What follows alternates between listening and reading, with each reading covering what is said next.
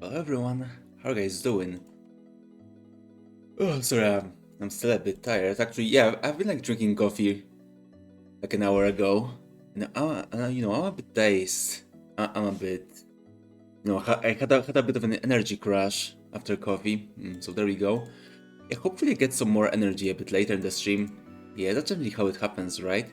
But yeah, hello, welcome everyone. Hello, hello. My name is Ann. I'm a prisoner here to pay off my debts by streaming for you. Glad to have you as my wardens tonight. And how are you guys doing? How are you guys doing? Hope you have a... This is Thursday, right? Yeah, today is Thursday. At least according on the schedule, right? Yeah, we do have a schedule now.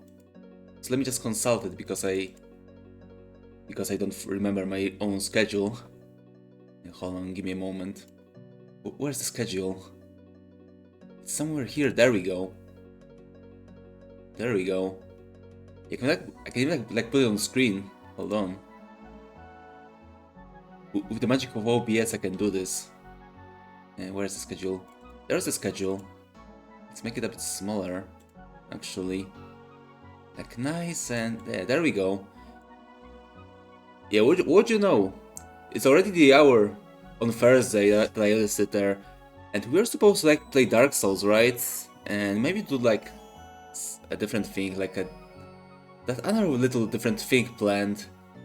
Which I can forget about that other thing, It's easy to forget, right? There's just so much stuff going on. Yeah, where? Oh yeah, I think I forgot. I forgot about showing myself. I'm a bit, I'm a bit hidden today. Hold on, let me find myself. Yeah, where am I? Where's my body? It should be one of these. Yeah, I think that one should work. Give me a moment. There we go. There we go. Hello everyone. How you guys doing? Now you can see me again. Actually, you can see me now. I was about to say that hello again, but now you can see me. Yeah, you can even like the cell is even open, so you can like see me in my entirety this time today. So yeah, that's me. That's me. That's me again. You guys could see me yesterday as well, right? But something is a bit different today, right? Something's a bit different. I don't know what. But it feels a bit strange. Also, apparently I'm dropping frames. I dropped like 87 frames. That's not good. I hope it won't be. I hope it won't be a problem. Hopefully not. I mean, thankfully Dark Souls is like not a very resource-intensive game, so I think that will work. I think it should work nicely when we finally get into it. But how are you guys doing? How was your day? Yeah, for me, actually, like nothing really happened today. It was like a very lazy day. I mean, I was at work, right? But I was sent to the office, not to the office. Sorry, I was sent to work from home because yeah, there's like a flu season in the office. So yeah, they sent all of us home. So I've been there. I've been having a bit of a lazy day. I mean, I've been working, right? But it's been a bit more lazy. It's been much more lazy actually because when I'm at home and I'm working, I'm like doing my normal work. Or, not at home. By home I mean my cell. Right here that you're looking at. It's a bit more comfortable because you don't have to dress up for work. You could just slap your laptop on the desk and just start working, and that's what I've been doing. Just working, doing my normal stuff. And yeah, basically nothing happened today.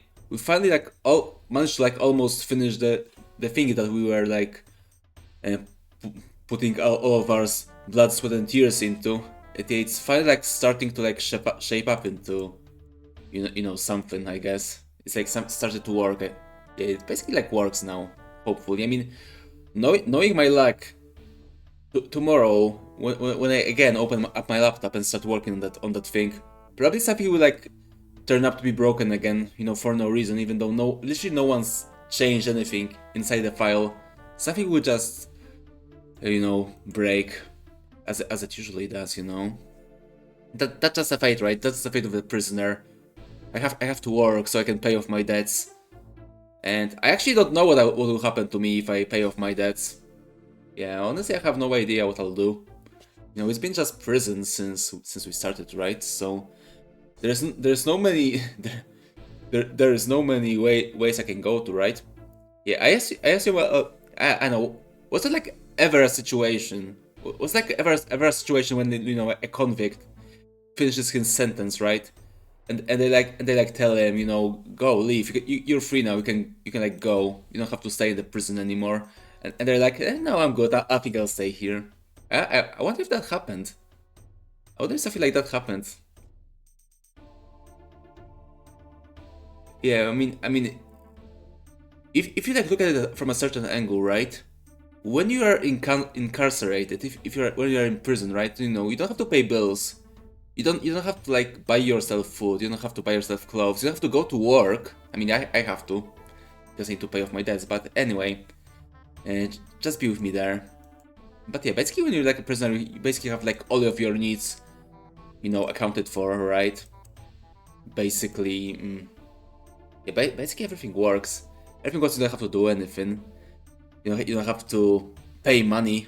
Or, I mean, you can pay money in commissary, right? But you can also do favors, right? So you can do stuff like that. But yeah, basically, it's a paradise, right? I mean, I'm pretty sure there are some people who are in prison who like have better life than some poor people in some countries. Also, hello, Severin. Welcome. How are you doing? Why I became wood? No, that's not wood. I'm just a bit hollow, you know. It just curse of undead. Yeah, that I need some humanity, you know. I mean, you guys can donate some humanity for me if you want to. You can like send it to my bank account or something, and or, just send the humanity to the prison, right? And someone will make sure to pass it on to me. But yeah, welcome, Sabrina. Welcome. How are you doing? How is your day? How is your Thursday? Hope you're doing great. But yeah, as I was saying, prison life can be quite nice, right? It can be like quite nice and peaceful.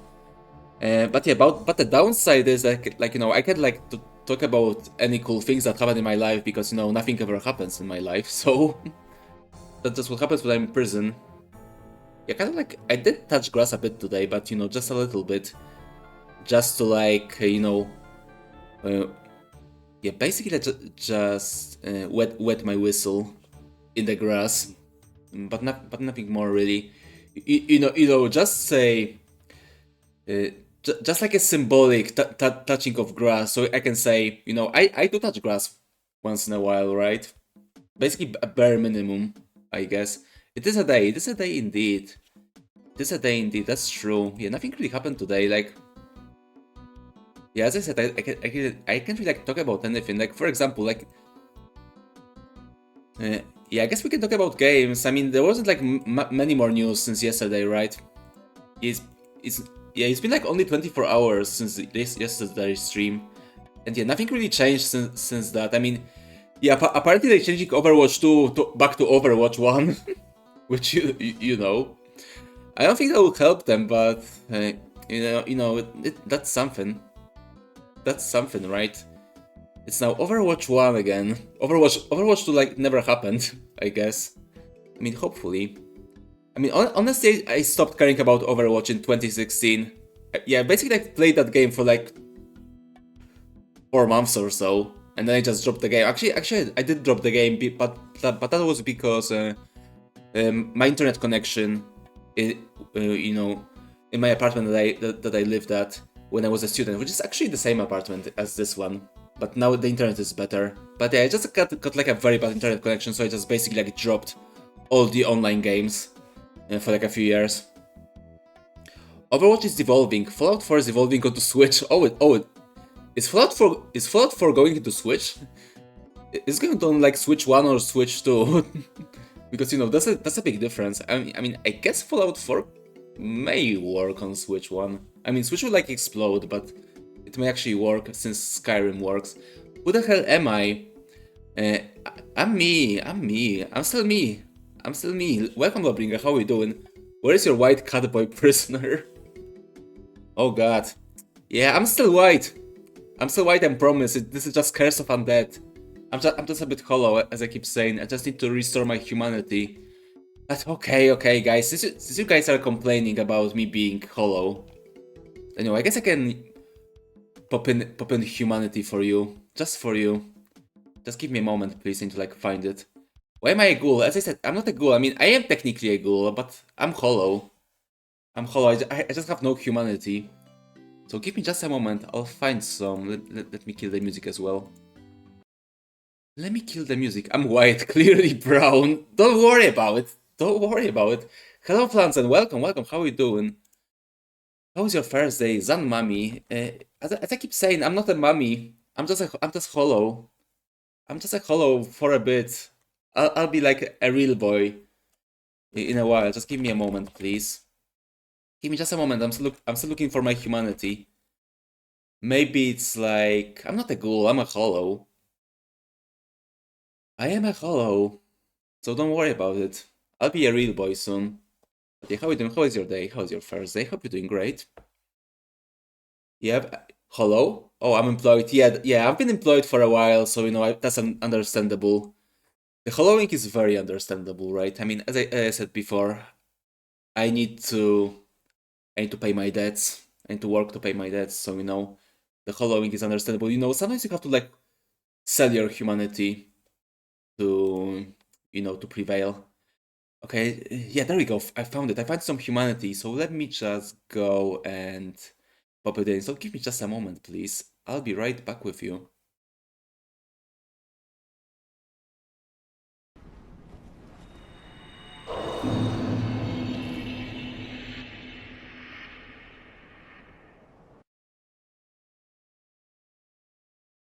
Oh, it worked. It actually worked.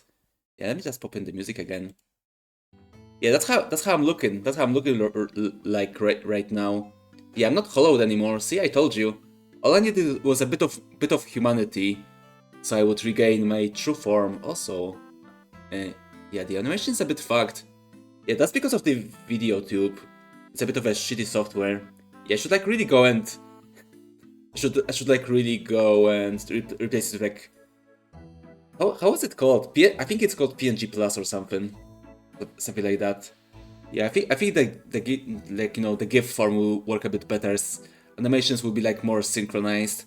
But yeah, that's how I'm looking right now. How you guys like it? How do you like my new self?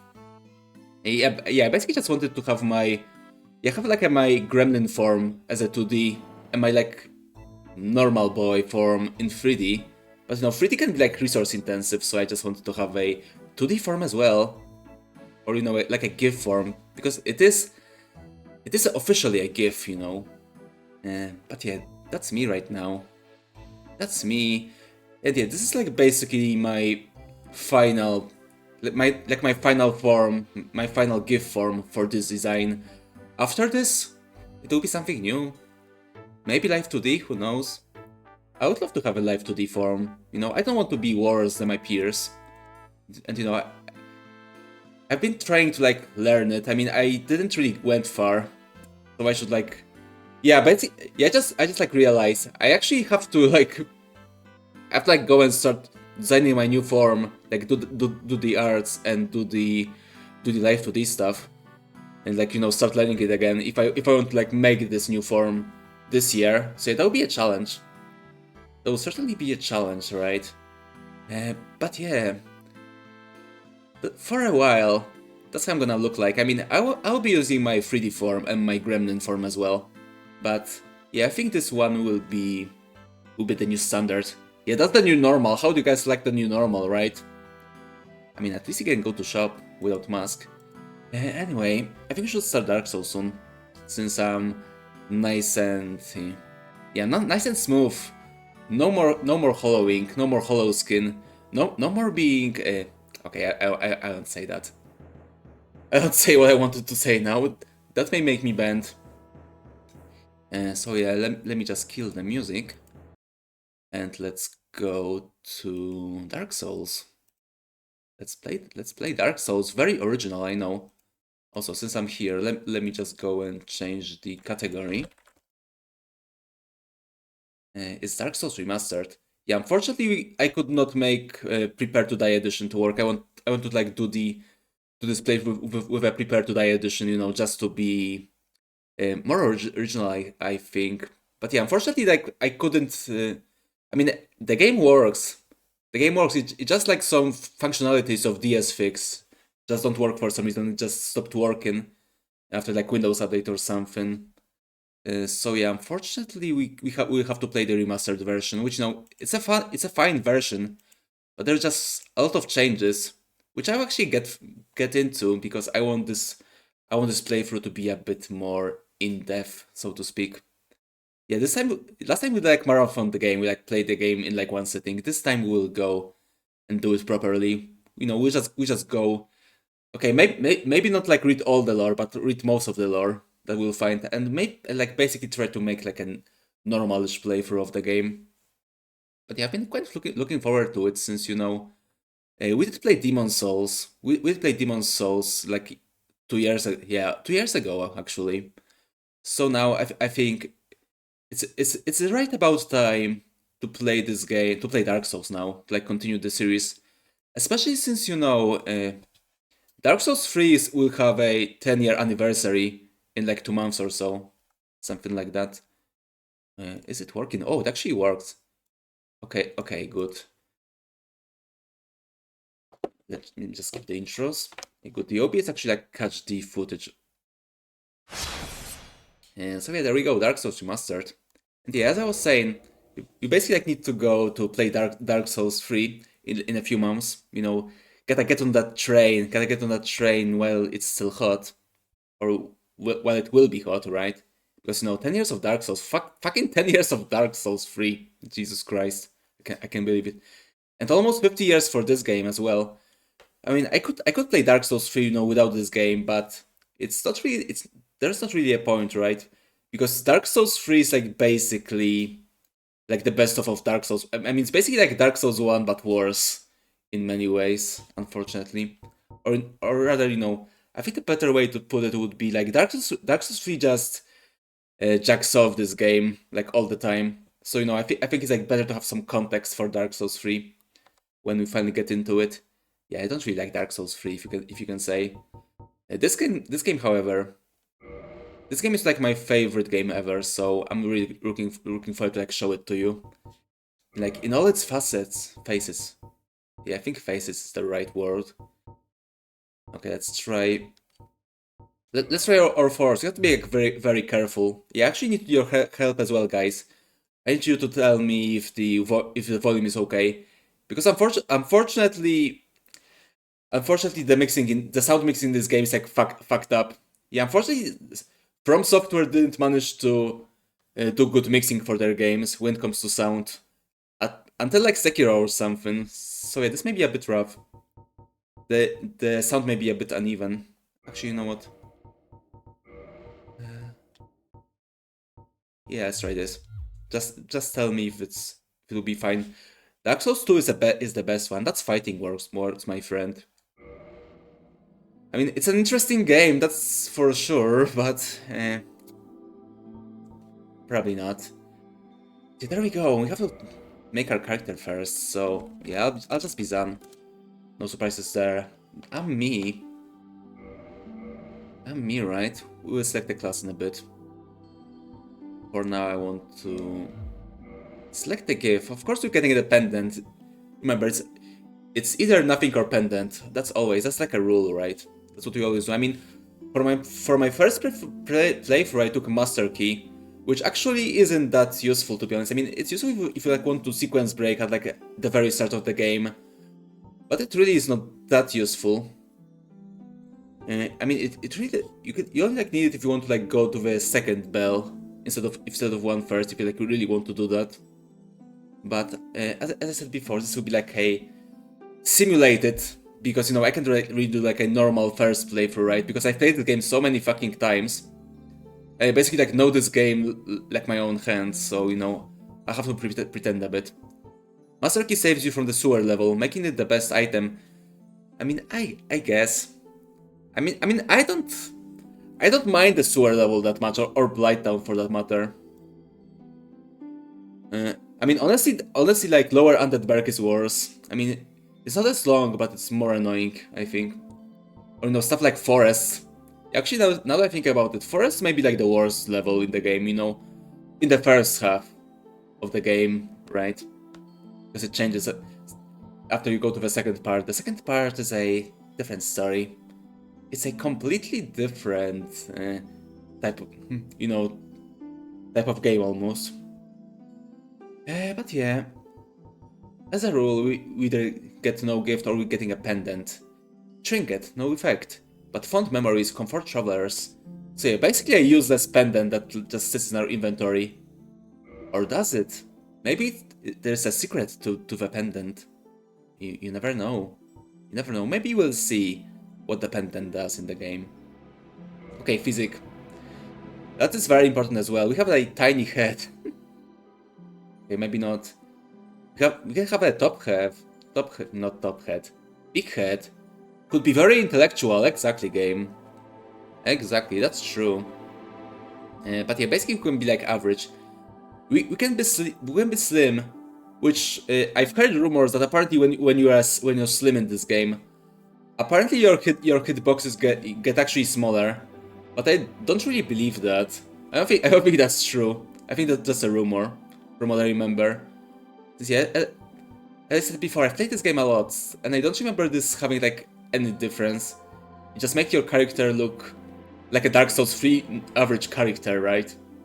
It's like a very slim, basically anorexic. We can be a big guy. Serious presence, yeah, exactly. Serious presence. We can be a serious presence if you want to. But I actually think yeah, we can go full hips. Yeah, this is basically like you go like all arms. You only go like all arms in the gym, and all arms and chest in the gym, and just ignore legs, or you can just go legs and ignore the rest. God, look at those hips! Holy shit! Yeah, that is fake. That is really fake. Rippled physique, especially upper body.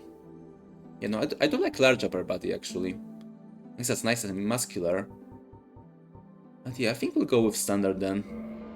I'll be boring. I'll be standard. I'll be a standard guy. Okay, for a face, what do we have? We can be a commoner, a delta farmer. So yeah, basically a peasant, a literal peasant. He even looks like a peasant, so maybe not. Astora noble, handsome face of the refined common in Astora. Yeah, actually, yeah, I read that wrong. Handsome face of the refined common in Astora. Yeah, maybe we should be like us from Astora if you like playing a knight. I think it'd be nice and, lore accurate or something. Remember, lore is very important in this game, right? Everyone loves the lore. Dragon Scholar. Forlorn Cleric. Jubilant Katarina if you want to be happy and jubilant, right? Like this guy, see, he's very happy. But maybe not. Maybe I don't want to be happy. Maybe I want to be sad. So you can be like from the Grey Swamp. Great Swamp heretics face prejudice for their atypical looks. He doesn't actually look that bad. I think I actually made them, actually deformed, in Dark Souls 3 because, being from the Great Swamp is suffering, basically.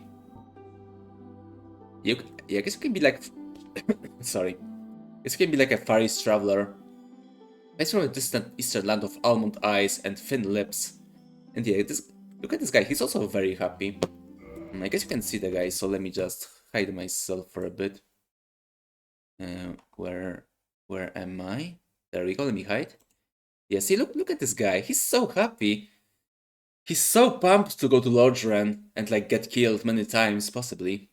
I don't know. Last time when he played on the marathon, I think I only got like 15 deaths in the entire run. So I guess we'll see how much we'll get this time. But yeah, this guy's like nice and cheerful. I guess we can go with that. Okay, we can be bold. We can either be bold or balding. So yeah, this game's like... Yeah, this is like, as I said before, this game came out 15 years ago. So, if you played the game back then, if you played the game at launch, then you have some realistic choices for your hair, if you want to. Yeah, but yeah, I don't want to be balding. Not yet, anyway. We can be like nice and cool and swept back. We can be a nerd. How about no? I don't want to be a nerd. We can be a wild boy. Probably not. We can be a we can be like a more refined wild boy, semi-long. We can. Oh yeah, I forgot about the Dante hair. Yeah, this game has actually like a Dante hair, as you can see. And yeah, the lighting in remastered, like makes it look like much worse. It looks almost like a comb over, because you can see like the scalp. Yeah, basically like yeah, I think it's almost like if they is it because of the lighting, because the lighting like hides it, but the hair like goes a bit too far into the mesh, and makes it look a bit awkward. I mean, at least in the remastered version, you see that yeah they did change the lighting a lot in this game. Oh, we can do this. Yeah, that's like a true nerd actually, especially with this face. But you know what? Since we are this type of entertainment, yeah, I guess we can go with this. Yeah, why not? Let's have a bit of a comb over. I mean, as I said before, this is a very old game, so it all fits. Let me find dark purple. It's actually like not as dark as I'd like to. How about dark blue? Yeah, I think dark blue is like a bit closer to me. But I think we can change it anyway. Let me just check. Let me customize. Okay, first things first, similar face. And yeah, basically, this like a similar face option in this game is. Let me just do it here so you can see. It's not very good, basically. It's not very good, as you can see.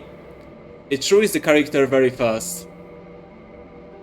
Oh god, look at this guy. Look at this fucking guy, holy shit. What's that phenotype? I don't know. Let's go back here. Okay, maybe I'll make myself a bit older, because as I said before, it's an old game. So make me a bit older. There we go. I don't know why being older in this game, or you know, the older you are, the more orange you are as well. Yeah, let's be a bit more... Oh god, no. No, please not. Yes, like this. He looks pretty bad, but you know, it could always be worse in this game. I mean, especially in Dark Souls 1, I think you can do like some actual creative abominations when it comes to this game. More so than in the other ones. Okay, hair color, there we go. Blue green. Okay, this makes it a bit lighter. I want it a bit darker. Maybe a bit more. 3 more. 3 more. Yeah, I think that works. I mean, it's not as perfect as my hair, right? But you know, it's like a good compromise, I think. Okay, so now we just need to select the class, and yeah, I've been actually thinking about the class for like a few days. What we can pick. I mean, I guess we can like go and pick the Deprive, but I think I did pick the Deprive when we played the game last time on the marathon. I mean, and honestly, like playing a Deprived, you know, you may think it's like the easiest class. Hardest class to play, but maybe actually the easiest if you like want to try to build your character.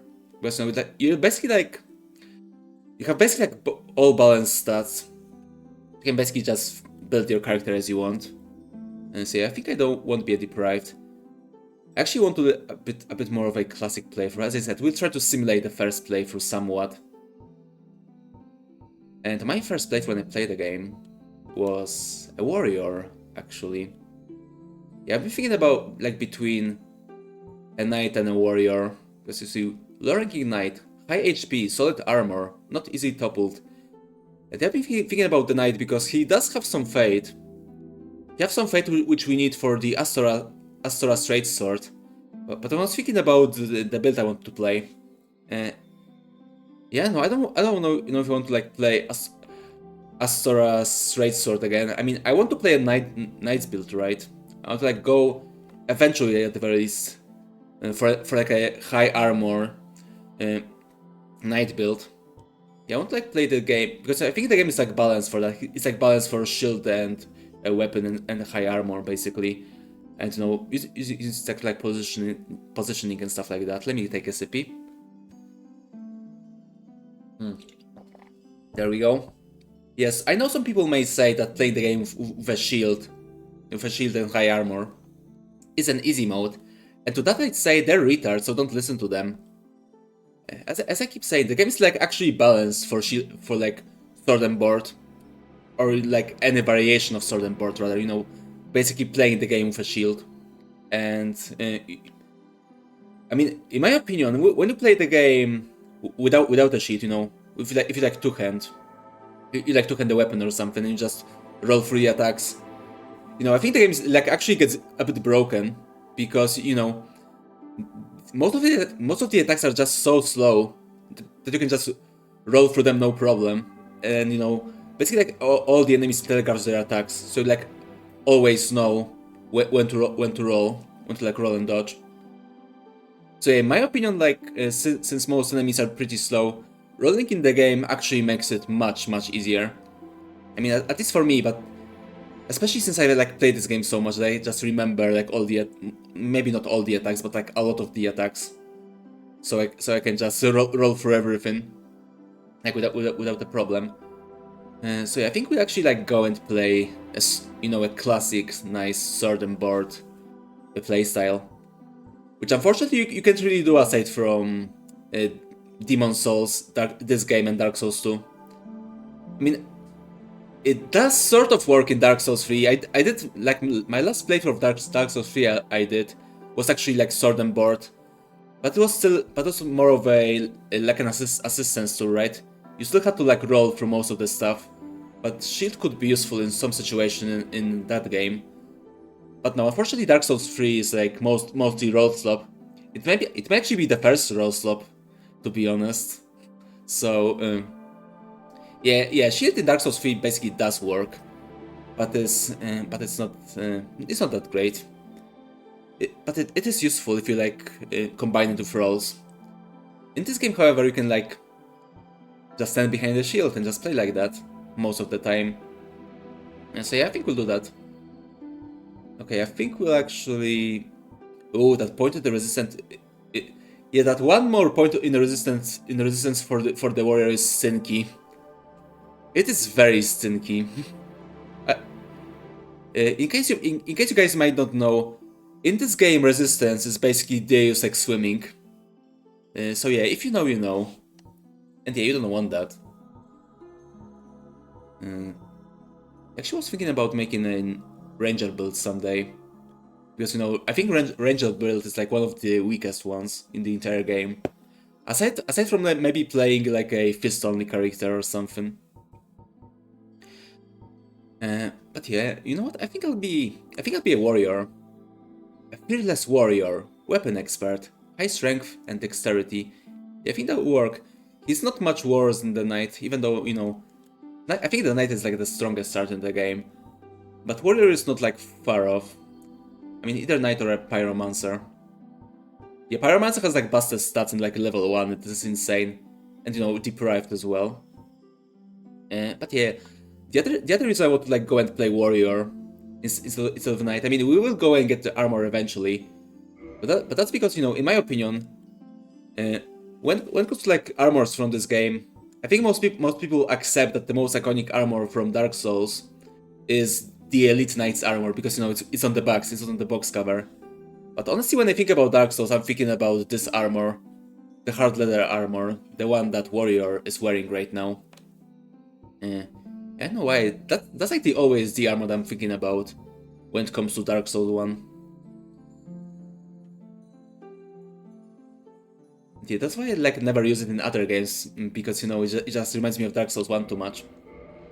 But yeah, I like this armor very much. And as I said before, this is the first class I've ever tried. This is the first class I also finished the game with, so, you know, finished for the first time, because I finished it many times. But yeah, I think we're ready. We'll be a warrior with a pendant, with an average physique. And we may be from the Far East. Our hair is semi-long anime hair, and it is dark purple, you know, with some modifications. So it'll be more me. But yeah, I think we're ready. I think we're ready to venture forth, so let's go. Let's fucking go. Let us start this great adventure. But first, some lore.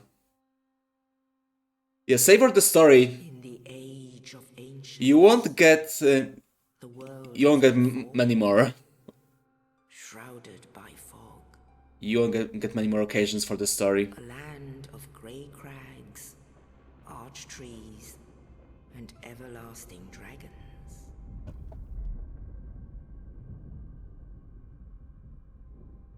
But then there was fire, and with fire came disparity. Heat and cold, life and death, and of course, light and dark.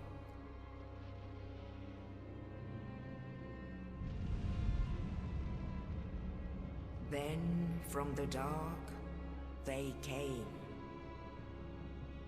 and found the souls of lords within the flame.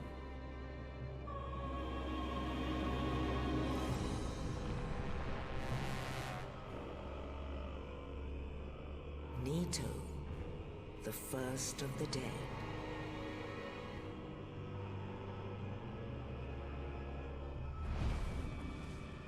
The Witch of Izalith and her daughters of Chaos. Gwyn, the Lord of Sunlight, and his faithful knights. And the furtive pygmy, so easily forgotten.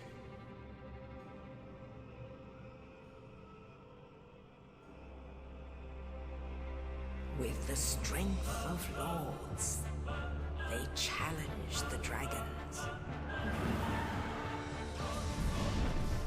Gwyn's mighty bolts peeled apart their stone scales. The witches weaved great firestorms. Nito unleashed a miasma of death and disease. And Seath the Scaleless betrayed his own, and the dragons were no more.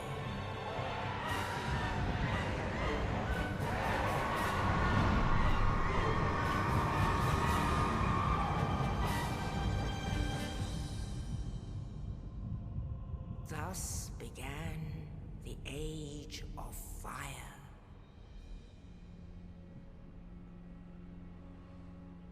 But soon the flames will fade, and only dark will remain.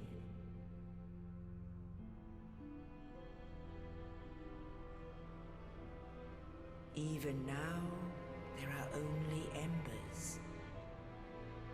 And man sees not light, but only endless nights. And amongst the living are seen carriers of the accursed dark side.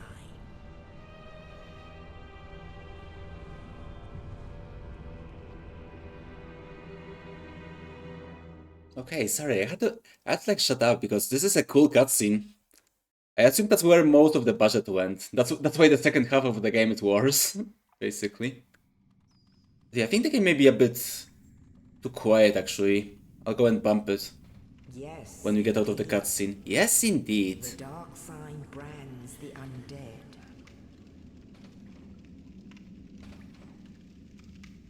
So yeah, basically a demon brand from Berserk.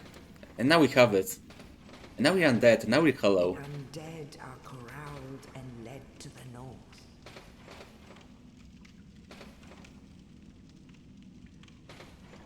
Where they are locked away to await the end of the world. Yeah, just like me. I mean, this game is like basically a honorable prison game. I mean, the first thing you do is, you know, break out of prison, and later you may even go back to prison. Yeah, this is my fate. That's true. I really am a prisoner. And see that here I am. That's how I look like. Yeah, see? I look just like how I looked before I got some humanity on me. Ooh. Hello there. Yeah, hello there, Mr. Knight. Thank you for the item. Thank you for the corpse. Although he didn't really have to like drop the entire corpse to give us what's inside. Yeah, that's a bit too metal, I guess. But maybe that's the maybe that was the intention, to be a bit hardcore. It's a hardcore game for hardcore gamers. Yeah, I think I'll go and bump everything. Let me just do one last thing, since this is a Dark Souls playthrough. We need to do one very important thing. Hold on. Where is it? Yeah, there we go. There we go. Have a death counter. So now we know now we know this is a proper Dark Souls playthrough. Yeah, just like in the good old days. Okay, here we are in the Northern Undead Asylum. And as I said before, it's a prison, so it is a prison game, right? And we only have straight sword hilt, basically a broken sword to our name. The hilt of this lost sword was found discarded in the Undead Asylum. Only slightly better than one's bare hands, and not recommended for extensive use. Be certain to find a replacement quickly. Yeah, don't worry. I'm onto that. Give me a moment. Also, here's our pendant. Okay, we did find that. We also have like black separation crystal. Yeah, I guess we just had it on our person. Well, we won't be using it like at all because I'm playing offline. I mean, yeah, basically the first I played that game, my Xbox was not connected to the internet, so I didn't play online. And I just always just play the game offline. I just got used to it. So yeah, I just kept doing that. I mean, I did play some of the game online. I did some, I did some jolly cooperation, and I did some invasions as well. And while it's fun, Dark Souls is just not an online experience for me. I never played those games online. I never even played Elden Ring online. I mean, I did play Night Raid because you can't really not play Night Raid online, I guess. But the original, all the other games, I've never played online. I mean, okay, I did play a bit of Dark Souls 2 online, I guess, but that's because you can't really disable it on PS4, because that's where I play Dark Souls 2 mostly played on PS4. Black Separation Crystal. This black crystal, long a symbol of farewell, is granted to banished undead. The crystal sends phantoms back to their homes, or sends you back to yours. Beware of fickle use of this item. If you intend to nurture relations, yeah, we don't have to worry about that. We'll be forever alone in this game, basically. And here's our demon brand. I'm sorry, the Dark Sign. The legally distinct entity from Berserk manga. The Dark Sign signifies an accursed undead. Those branded with it are reborn after death, but will one day lose their mind and go hollow. Death triggers the Dark Sign, which returns its bearer to the last bonfire rested at, but at the cost of all humanity and souls. Yeah, there we go. So yeah, basically we don't want to use it. We'll always be using the Homeward Bone. I mean, I guess there's only one or two places in the game when you oh, look at that. We are really looking rough. Look at our skin, so dry. I think we need to go and find some moisturizer of humanity. Yeah, humanity is basically like a moisturizer for face. Did you guys know that? Let me know. Yeah, but yeah, there's also the key we found. But as I was saying, I think there's only one or two locations in the game. One or two little places where you can only get out of them with teleporting. So yeah, if you're in those places and you don't have any homeward bones, which should never happen, then that's the only place you ever use Dark Sign. So yeah, don't do it. Don't use the Dark Sign. Let's check out hard level. hard leather armor. Armor made of thick leather. A very common type of protective gear. It provides a sound level of defense. Oh, and also looks quite nice as well. I mean, it doesn't look as good in this game. I mean, it doesn't look as good in the remastered. It, you know, basically, in case you guys don't know, the remaster of the game like changed lighting, and it looks just so much worse. I mean, we did gain 60 FPS, but at what cost? At what cost? Yeah, that's why I also like actually wanted to use Prepare to Die edition instead of the remastered version. But yeah, unfortunately, it just couldn't work. It just couldn't work even with DS Fix. Just I don't know. I think something just broke with DS Fix. So yeah, that's why while we're using the remastered version, which you know is still not preferred version because of 60 FPS. But you know, for my playthrough on stream, I wanted to use the the classic version basically, the one that has like better visuals. And so let's just check the key. Let's check our key. Dungeon cell key. Key to the dungeon of the undead asylum to the north. A mysterious knight, without saying a word, shoved the corpse down into the cell. An unknown person was this key. Yeah, I actually love that. This entire exchange with shoving down the corpse down, and not just the key. You know, it's like it was like actually noticed by the lore. That's pretty funny. Who was this knight? I don't know. I guess we'll see. And what was his purpose? There may be no answers, but one must still forge ahead. Exactly. The only way we can go is forward. Oh, that's like very orange. I actually don't remember those torches being this orange. But yeah, this is very orange. Yeah, we have some death messages. We can just ignore them. Yeah, I don't need instructions. I played the game like a million times already. Yeah, I'm pretty sure the marathon stream when he finished the game in like one sitting. I think that was like either my 8th or 9th completion of the game. No, I don't. No, I'm not even counting like the times I just started the game and just never finished it. Which is I don't know the number. A very big one. It's a very big number. Well, let me just check in OBS how the sound is. Okay, sound seems to be fine. You know, and guys, just complain if there's something wrong with this sound. Which, you know, I apologize, but this game's sound mixing is like very bad. And actually, you know what? I think one thing I can do is I'll lower the music a bit lower. Because, you know, the music is very good in this game, but it's just always very loud. And here's the bonfire. And yeah, one of the changes of the remake is... remaster, sorry. It's not the remake. Thank God it's not the remake. Thank God. Don't remake this game. Like, never. Never remake this game. Just leave it as it is. It's fine. But yeah, one of the changes that differs, that like... there's a change from the remaster, from Prepare to Die edition, is that the flames look very different, and I will show it to you a bit later when we're in the firing shrine, and I will also explain why that change is so fucking dumb. It's maybe like one of the dumbest changes in the remake, you know, when it comes to like graphics, and I'll tell you why a bit later.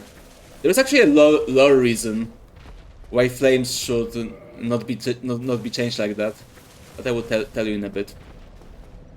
But first, before we do that... Ooh. Yeah, guys, what will happen here? I wonder what will happen in this place. I don't know. Yeah, it's time for the first boss. And yeah, of course... Oh, fuck. Wrong button. I forgot I don't have a shield. Okay, you can fight the boss if you want to, but... I actually did manage, like... yeah, we should, like, run. I actually did manage to, you know, beat that boss once, just with the sword hilt. And what can I say? It was extremely painful. And not in a good way, so... You know, I just did it once, you know, for bragging rights and, like, never again. So there we go. Another bonfire. And it's time to finish the rest of the tutorial. Ooh, careful. Don't wanna get caught by the arrow. And here's our shield. And from what I remember, this shield gives... Yeah, exactly. It gives us like This is actually like one of the stronger shields in the game. Yeah, just look at the resistances. I mean, the most important part is like the physical damage reduction, which you can, as you can see, is 100%, which means it's basically negates like all physical damage that gets caused by the shield. And also like have like other good resistances and pretty good stability as well. So yeah, this may be like one of the best medium shields. I mean, yeah, I assume the knight's kite shield is a bit better, but yeah, this is like one of the better ones as well. And yeah, that's why I'm gonna use it at least for a bit. I would probably like switch it for the knight shield or something, but that's in due time. Small metal shield, a standard, widely used shield. This shield is easy to use, and it's one of the smallest shields that offers 100% physical damage reduction. So yeah, that basically means it doesn't weigh that much. Okay, so we still have medium roll. That's fine. I wonder if we still have medium roll after getting the sword, which is here. There we go. Here's everyone's favorite weapon, the longsword. Yeah, unfortunately, compared to other games in the series, which may not be like fair because they came out later, but compared to other games in the series, I think like the weapon variety in this game is pretty poor, unfortunately. So yeah, the longsword is actually one of the better weapons in the game, so we have to use it for a while. I mean, we'll use other weapons. Use other weapons for sure, but I think our main weapons for this playthrough will be a longsword as well. Ooh, what do you have? A short bow, thank you. I'm not gonna use it because I don't like range in this game. I don't find ranged weapons fun. Oh, there's an item, but we can't reach it, but maybe we will reach it later. You can also jump in this game, in case you didn't know. Okay, there's actually nothing here. Yeah, just never remember where the items are, or if the items are like secreted somewhere or not. Ooh, what's that here? Oh, look, it's the knight from the opening. And yeah, just look at the scene. Very kino. Yeah, looks nice. But yeah, we have to like go to the knight somehow. Yep, can't go here. Have to find another way. Is it here? Is this another way? No, we're back at the start. Which we actually will want because it's technically a shortcut. It is technically a shortcut to the boss. Which we can go back here. Yeah, someone just locked the door behind us. Some rascal was just, tailing us and just closed the door when we are at the boss. So rude. Don't worry though. We'll get back there eventually. Oh, what's that? What's that thing? Is it a ball? Yes, it is. Oh god. Of course I got caught by the ball. Of course. Yeah, I actually wonder how like the streaming curse will work on me on this game. I mean, I did stream this game, last time, and I finished it on stream a year ago. But still, you know how it is. Whenever someone streams a game, their skill in the game, the entire skill set just goes to shit. So we have to be careful. Okay, let's have our revenge. That's what you get for giving me damage. And it's locked, of course, it's locked. But now we can go to the night guy. To our savior. Hello there. And as I said before, look at the scene. Yeah, this is very kino. This is very good. I mean, it looks pretty bad, but because of the remastered version, it looked like much better in the original compared to the edition. But it's like quite a nice scene. Oh, hello there. Hello there, Oscar. Oh, That's his name, by the way. Hollow. Yeah, I'm not hollow. I'm done for, I'm afraid. I'll die soon, then lose my sanity. Are you a streamer too? All of you. You and Th- I, we're both That's a sort of Hear me out, will you? our fate, right? Yeah, fate of the undead and fate of the streamer are interlinked. In case you don't know. But yeah, we want to hear the guy out. I mean, he's like dying, right? Let's be nice. Let's hear what he has to say. Regrettably, I have failed in my mission. But perhaps you can keep the torch lit. I can. There is an old saying in my family. Thou who art undead art chosen.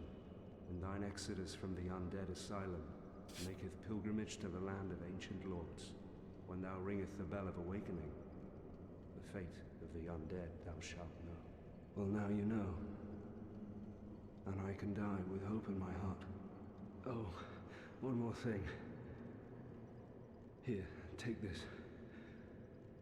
An Estus flask. An undead favorite. Yay, we got sippies. There we go. I will sip as well. Actually need to sip right now. Because we did lose some health by that boulder. It's actually not a boulder, it's like an actual Indiana Jones wall. I mean, not the wall, ball. And don't worry though, we'll see more of those. We'll see more of these indeed. Hey, give me that Estus flask. Yay, now we have key.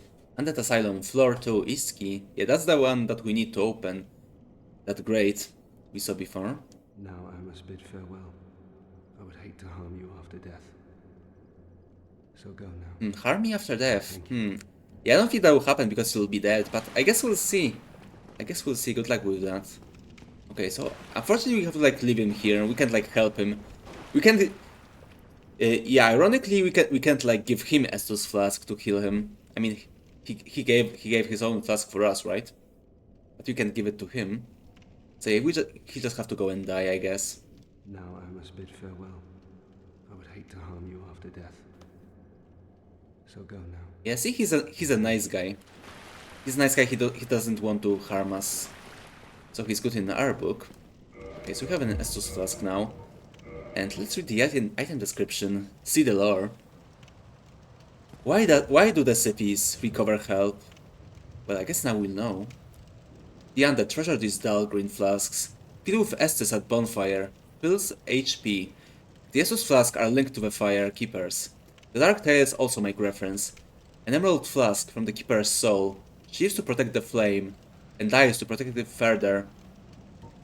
Yeah, basically Estus, to my understanding, when it comes to lore, Estus is basically like basically burning humanity of firekeepers, who basically accrued a lot of souls and then basically burned. And from those souls and all those souls and humanity that the firekeeper basically took onto herself, then she became like a greater soul of sorts that can be used to fuel the bonfire of humanity. Because yeah, I basically like spoiled for a bit. Because I was about to say it in the Firelink Shrine, but yeah, basically this is not fire. This is Estus. And when we finally go to Firelink Shrine, I'll go and finish that thread I said before. Why does the flame looking different is a bit of a mistake of the remaster. But that is in due time. But for now, just remember, this is not fire in this bonfire. It's Estus. Okay, so now that we have this out of the way, we can go and continue. And we can observe Oscar dying. Yeah, he finally died. Yeah, it's not really clear if he like kills himself or he just dies, and there's like no animations for it, so there's just this normal dying animation, which does sound like it kind of sounds like he's stabbing himself, but I guess he just dies normally. But yeah, basically the entire plot of the game is there's like this undead curse, right, which makes people undead. And for some reason, there's also like a prophecy for those undead people to go to Lordran, the land of the lords, and maybe possibly cure undeath. It's like not, it's like not too clear what the fate of the undead entails. I mean, on the surface, because there is a reason for that. There is a reason for the undead prophecy. But as I said before, it's all in due time. We just started the game.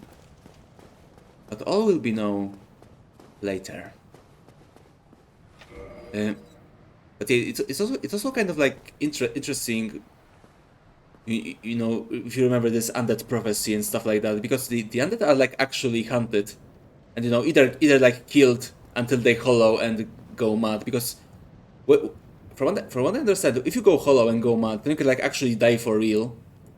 But if I understand correctly, I mean, there are some hollows who are like hollows forever and they like stay. But if you like observe the NPCs, because some NPCs can actually go hollow and get mad and then die, and then they will die for real if you like kill them. But it is like quite interesting because, you know, as you can see, our character is like still hollow, or you know, our character is like very hollow, but he doesn't die when he's killed. He turns to a bonfire, just as he had like humanity, just as if he had his normal form. So yeah, I mean, I know it's just for the gameplay, right? But I assume it worked like this, that you can be hollow, but as long as you have your mind, as long as you're not mad, then I guess you can like still like remember. You can basically like will yourself to like keep living, I guess, because you know you still have will even though you're hollowed. But if you get mad, then you just can't do that anymore. I guess that's how it works. Oh wait, it is still a bit strange because this game basically like relates hollowing to madness and like losing hope. So you know, it's very, you know, it's a bit strange, but you know how it works, right? It's just for the gameplay. It's just so you can like continue playing the game. Also, hello, Awesome Knight. Welcome. How are you doing? How are you doing? I saw you playing Code Vein before, which you know, it's like quite shamelessly inspired by Dark Souls. So yeah, how was the game? How's Code Vein? I did play the original game. I did play Code Vein 1, and I did like it. And I've been thinking about Code Vein 2 as well. I mean, I'm not like, I don't want to like buy it on launch. I'm thinking about maybe buying it for $5 because that's what I gave to Code Vein 2. And so I hope the game is good. I hope you're enjoying the game. And as I said before, if it's $5, then I go and buy it. But for now, we can just go and play good old classic Dark Souls, as we do right now. But yeah, welcome. How is your day? How is your Thursday? Hope you're doing great.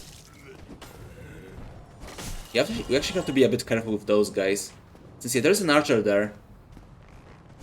But those guys can basically like stun lock you. Yeah, I'm pretty sure we don't have enough poise to not get stun locked by those guys. And yeah, those guys have like a basically an uninterruptible chain of attacks, which as I said before can just stun lock you. And I misclick and lost one Estus flask, but I'm pretty sure it won't be needed. I think we'll be just fine, just with 3 flasks. And here's the guy. Let me just do the thing. There we go. There we go. That's what you get, bitch, for trying to kill me. Yeah, this is parry, and I promise not to abuse it too much. I mean, I will abuse it sometimes. You know, for example, for the Dark Knight. I'm sorry, not Dark Knight, the Black Knight. You know, especially the one in the Undead Berg. But yeah, try not to be abusing parries too much because it's like the most busted move in the game. Do you want to see another busted move in this game? And there we go. There we go. Oh, the health bar of the boss is down. And yeah, as you can see now when you have the weapon, this boss is much easier. But yeah, the game has basically this little glitch there, because you could see me there doing this like drop attack, right? But I also did a little jump there, right, as well. And in this game, oh, I didn't see that one. Okay, so basically in this game you can do this like little jumping plunging attack, right? Or you know, there's like a jump attack and there's a plunging attack, right? And I don't know if it's a glitch or if it's like, you know, if it's like actually designed like that. But when you start this fight, you can do both jumping and the plunge attack, and then just land on the Asylum Demon, and as you saw, basically just remove half of this health bar. So it is like this nice little trick to make this Very easy fight. Even easier if you want to. But yeah, there we go. Guys, we did it. We did it. We finished Dark Souls. We finished the game. Actually, no, we did not. We still have the rest of the game. And yeah, as you can see, we find humanity. And the big pilgrim's key. And maybe not the big pilgrim's key, but the humanity is a very important item. So let's check it out.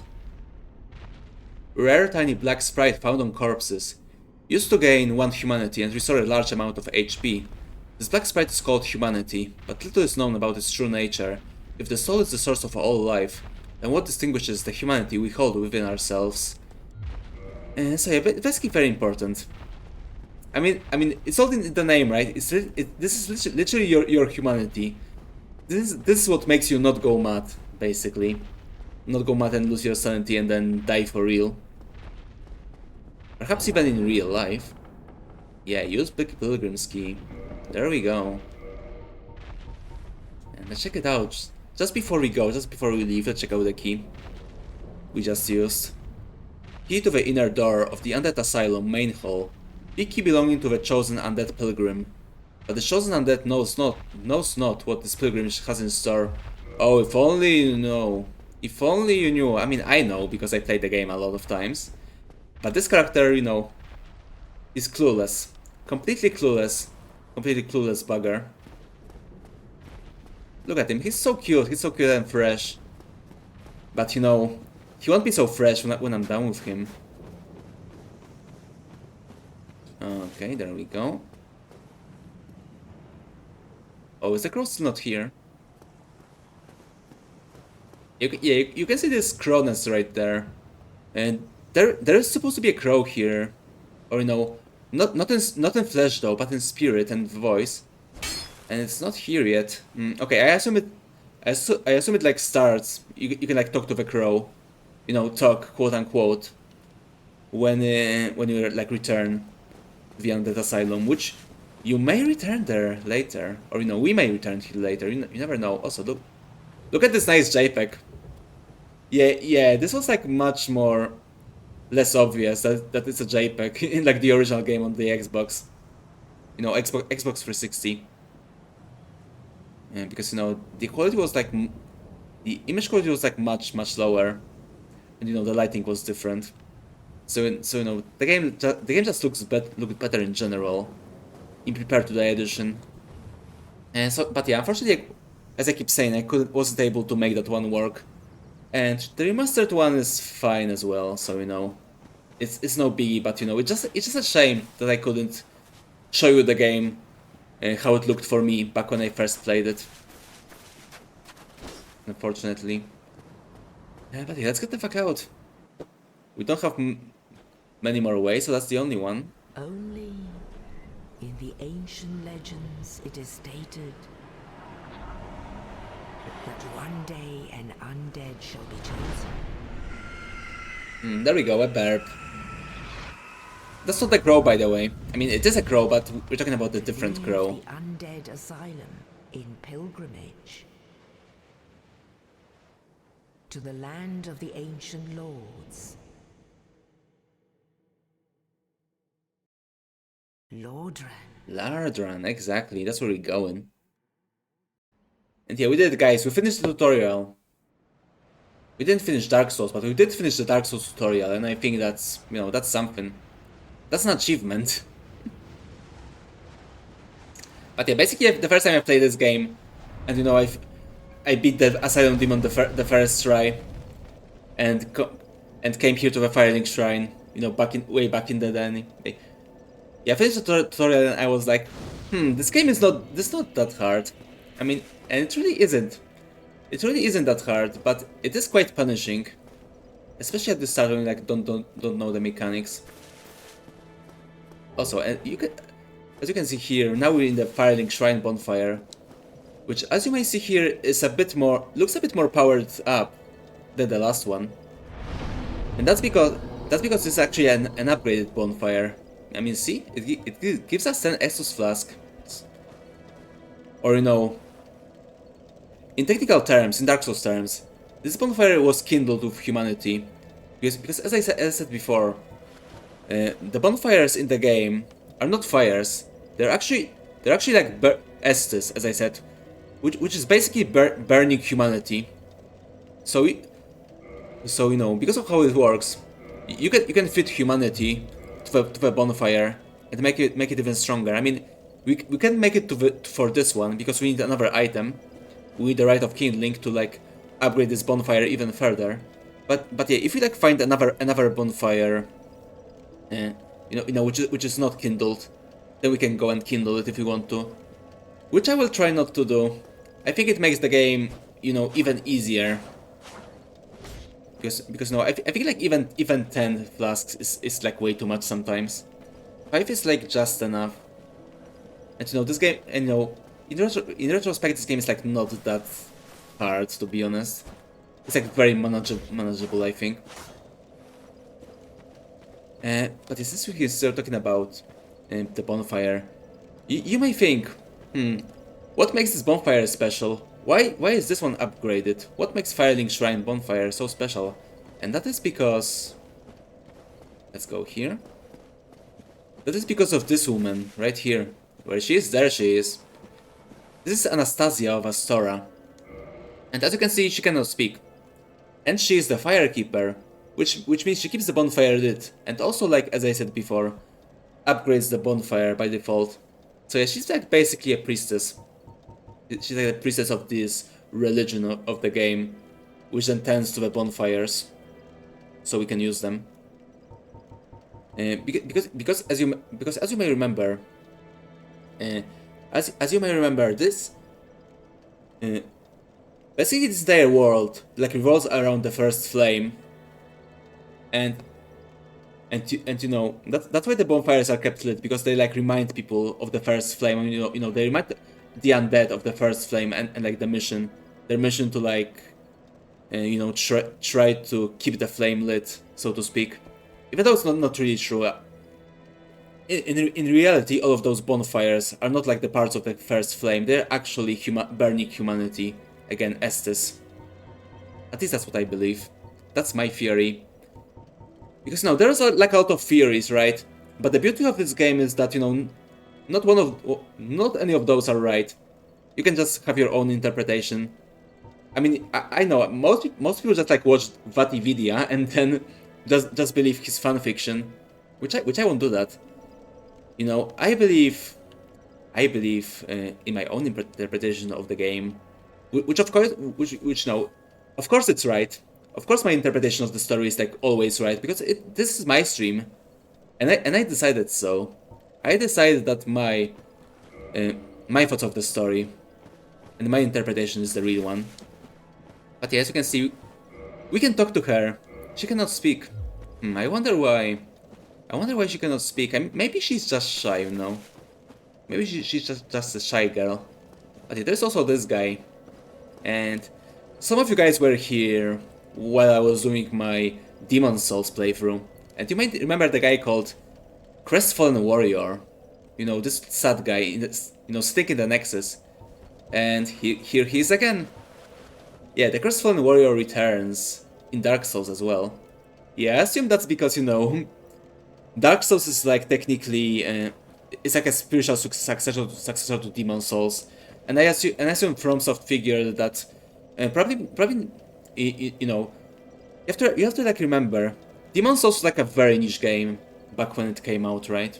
It was a very niche game, and so they probably figured like most people like wouldn't play Demon Souls before playing Dark Souls, and also there was the fact that Demon Souls was PS3 exclusive, but Dark Souls 1, at least at first, when it first came out, was made both for Xbox and for PS3. Actually, from what I remember, it was actually Xbox that promoted the game.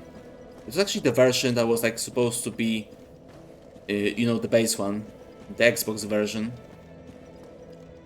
So yeah, they figured like most people probably like never played Demon Souls, so here's the guy again.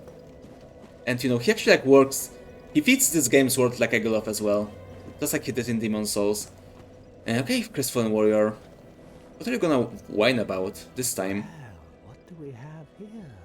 You must be a new arrival. Actually, no, I played this game many more times. I'm not a new arrival. Dead, right? Well, you're not the first. there's no salvation here. You'd have done better to rot in the undead asylum. But too late now.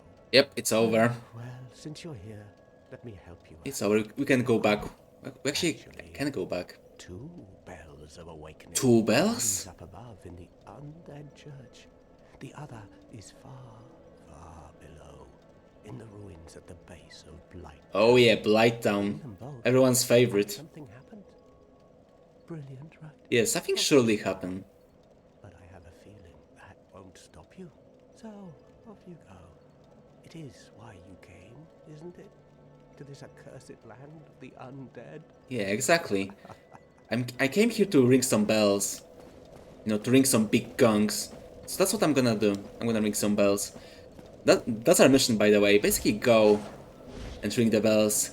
And as he said, we can either go down right here, which we actually really can't because we don't have the master key. If we had the master key, we could go to Blight Town like instantly, or we can go up, which is there. And you can actually, maybe you can see the bell tower from here. Okay, you actually can't because there is this rock on the way. But actually this part here, this ruin, this Firelink Shrine, is actually like a bottom level of a church, and that church is the one that basically has the bell that we have to ring. So we have to go there. So yeah, basically since we can't go down, we can go down. We go down in a bit, and I'll show you how it looks, right? But we can like finish. We can like ring the bell below. We don't have the master key to do that. The door will be closed. But we sure can go up and ring the up bell. But you know, most people, however, instead didn't go either up or down. They actually went to the middle, to the cemetery, which I will show you soon. Which is very funny for me because, you know, I actually did go when I first played the game. I actually did, you know, listen to the guy. I didn't think about going down because, you know, that looked very scary to go down. Because that game had like a reputation of being hard, right? So I went up, and you know, what would you say? That was the right way, and you know, that was so easy. You could just go there and have like a normal experience. But yeah, most people like for some reason just went this way to the cemetery, and I have no idea why. Especially since, you know, it is quite clear that the enemies just kill you so fast in the cemetery. So I don't know why people do that. I mean, you have to remember, people were bitching about that cemetery like a lot. They were like dropping the game because of it, because they thought the game was just that hard, and you know, so bullshit. Because the skeletons would just kill them in one hit, you know, one or two hits or something like that. Which, you know, if they went here, they would have like a normal game instead. So you know, don't worry, we'll see the cemetery. We have to go there. I have to show you the famous cemetery, and also to get the items there. Yeah, we won't fight the skellies, but what we can do is go and get the goodies though.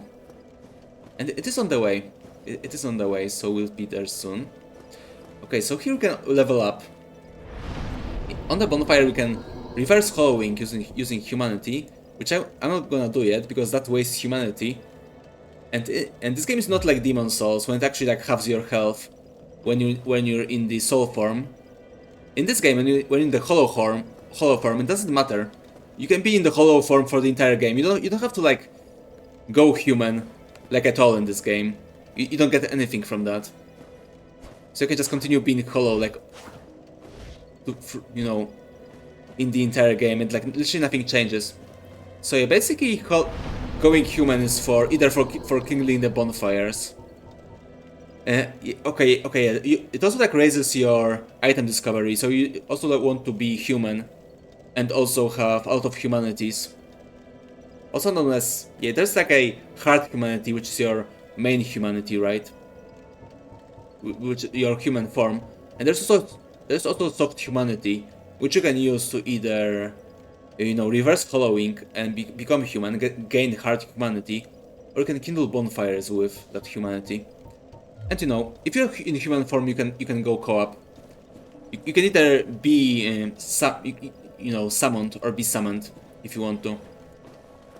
Or, you know, be invaded even as well. Which we will actually do. We will actually go human at some point.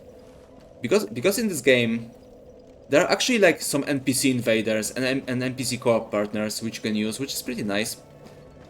So you know, when servers like go down, then you will like still have at least a taste of how multiplayer looked like in that game. And also like a lot of invaders give you good items, good unique items. So and also more humanity as well. So it is quite worth it to fight those invaders. So yeah, it is worth it to be human once in a while. Let's get to that content. But yeah, we're not done with our crestfallen friend yet, so what else do you have to say? Ah, your face. You're practically hollow. Yeah, that's true. I don't know. Yeah, I mean, I did gain humanity Quite a bit. on my stream, right? But I guess he can see that. He can see that I actually am human. But my character, you know, is still hollowed. So that's why he's so disgusted. Disgusting. Yeah, I look like beef jerky. Don't worry though. We will become human one day. We will become human and gain smooth skin soon. Don't worry about that. What? Restoring your humanity? Yeah, how can I do Well, that? there are a few ways to go about it. Collect it bit by bit from corpses. Or you can butter up a cleric and get yourself summoned. But I'm a cleric. And the quickest What are you way, implying? although I'd never do it, is to kill Yeah, it he'd never do it, I believe him. and pillage its humanity. What a nice guy. Coveting thy neighbor is only human, after all. Yeah, it's only human after all. Only human after all, indeed. But yeah, interesting tidbit of lore. Apparently, like only clerics can like summon people in this game, and you know, since one of the covenants is the church, so I assume maybe like an early version of the game, maybe you could only like summon people when you were in the way of white, which is the church in this game. So it doesn't work like that anymore. But you know, it's an interesting tidbit, or you know, maybe only covenants could just summon people because you know, basically like all the covenants are like multiplayer based. So or maybe not. Maybe like weight of white, and maybe like princess guards and maybe like blue sentinels could like summon people, and or you know, be summoned, and then those other covenants like the forest covenant or the not the blood fingers, that's Elden Ring, but the how were they called? How were they called? The dark graves. You know, could like invade people. Also, hello, Pap. Welcome. Thank you. Yeah, this is my new form. I hope you guys like it. Yes, as I said before, it's not as ideal as I wanted because my software for showing it is very junky and doesn't like syncs animations correctly. So maybe I might have to look into that. But yeah, I'm quite satisfied with how that form turned out because you know, as I said before, this is my final form. This is my final form of this design. The next one will be probably Live 2D. But you know, that's like in the far future. That's like in a very far future. But yeah, welcome Fab. How are you doing? How is your day? Hope you're doing great. Let me just do this. There we go. And yeah, I hope you enjoy some Dark Souls because as I said before, this is my favorite game and I know it like a back of my hand. So yeah, I'm pumped to show it properly to people. Okay, what else do you have to say? What are you looking at? Don't try anything clever. Me? You might regret Never. it. I would never do that. I'm a good boy. I mean, you would trust me, right? You trust this prisoner, right? Oh, Yeah, I thought see so. that terribly morose lass, the fire. Yeah, the firekeeper. She's stuck keeping that bonfire lit. Sad, really. She's mute and bound to this forsaken place. They probably cut her tongue out back in her village, so that she'd never say any god's name in vain. How do these martyrs keep chugging along? I'd peter out in an instant. Yes, as we could see, the Firekeeper is not shy. Uh, she's actually mute, and as this guy speculates, they probably cut off her tongue, which may come from experience. Yeah, do you guys know this is dark fantasy, by the way? So yeah, very dark, very metal, very cool. Doing alright, was just sorting in the bed before sleeping. Oh, I see, I see. Well, enjoy your Eep. Enjoy your Eep then. Have a good rest. If you like still want to sleep. You like how it moves, oh thank you, thank you. Yeah, making it move was like a tougher process than I thought. It required some thought, but thankfully it like works mostly properly, even though Videotope is unfortunately making it a bit junky. It's junkier than it should be. But yeah, thank you. I'm glad that you like it. I did spend quite some time with it. And you have to remember, this is like the second attempt at the new form. That was the first attempt. But we don't talk about that one. We don't talk about that attempt. But do you have any more dialogue, my friend? What? You want to hear more? Yeah, I want to hear more. That's all we need. Another inquisitive soul. Yeah, he doesn't like it. Listen carefully, then. He really doesn't like us being inquisitive. Up above in the undead church, but the lift is broken. Yeah, I know. You'll have to climb the stairs up the ruins and access the undead burg through the waterway. The other bell is back down below the undead burg, within the plague-infested Blight. Oh yeah, Blight Town. I'd die again before I step foot in that cesspool. I mean, honestly, Blight Town is not that bad, especially in the remastered version, like in the Prepare to Die edition with like DS fix. Because the worst part of Blight Town was low FPS, which was not only low but also unstable, and it could go to like single digits. But yeah, in the other version of the game on PC and remastered, Blight Town is fine. It's actually one of the better levels actually. But yeah, as the guy said, the guy literally tell us where to go. He literally tell us to like, hey idiot, go here. So yes, I still have no idea how all those fucking people just went to the graveyard instead. I mean, this guy like literally spells it out to you where you need to go. And as I said before, when I first played the game, I went the correct way because the guy told me to, so I did that. So I have no idea why those people just went to the fucking graveyard and got bitch slapped by the skeletons. But I guess people can't read. Drawing the model itself is hard, and animating is respectable. Yeah, actually animating is like the worst part, to be honest, because if it was only just like a static image, as I used to have, then you make your line art, you make your colors, you make your shites, and you're done basically. But when you like animate, you have to basically do it a few more times. Not even like for the full image, right? But even like for the parts, like for example, this chain. I shit you not, I have to color this chain like 3 times because of the animation, and make sure that there's like no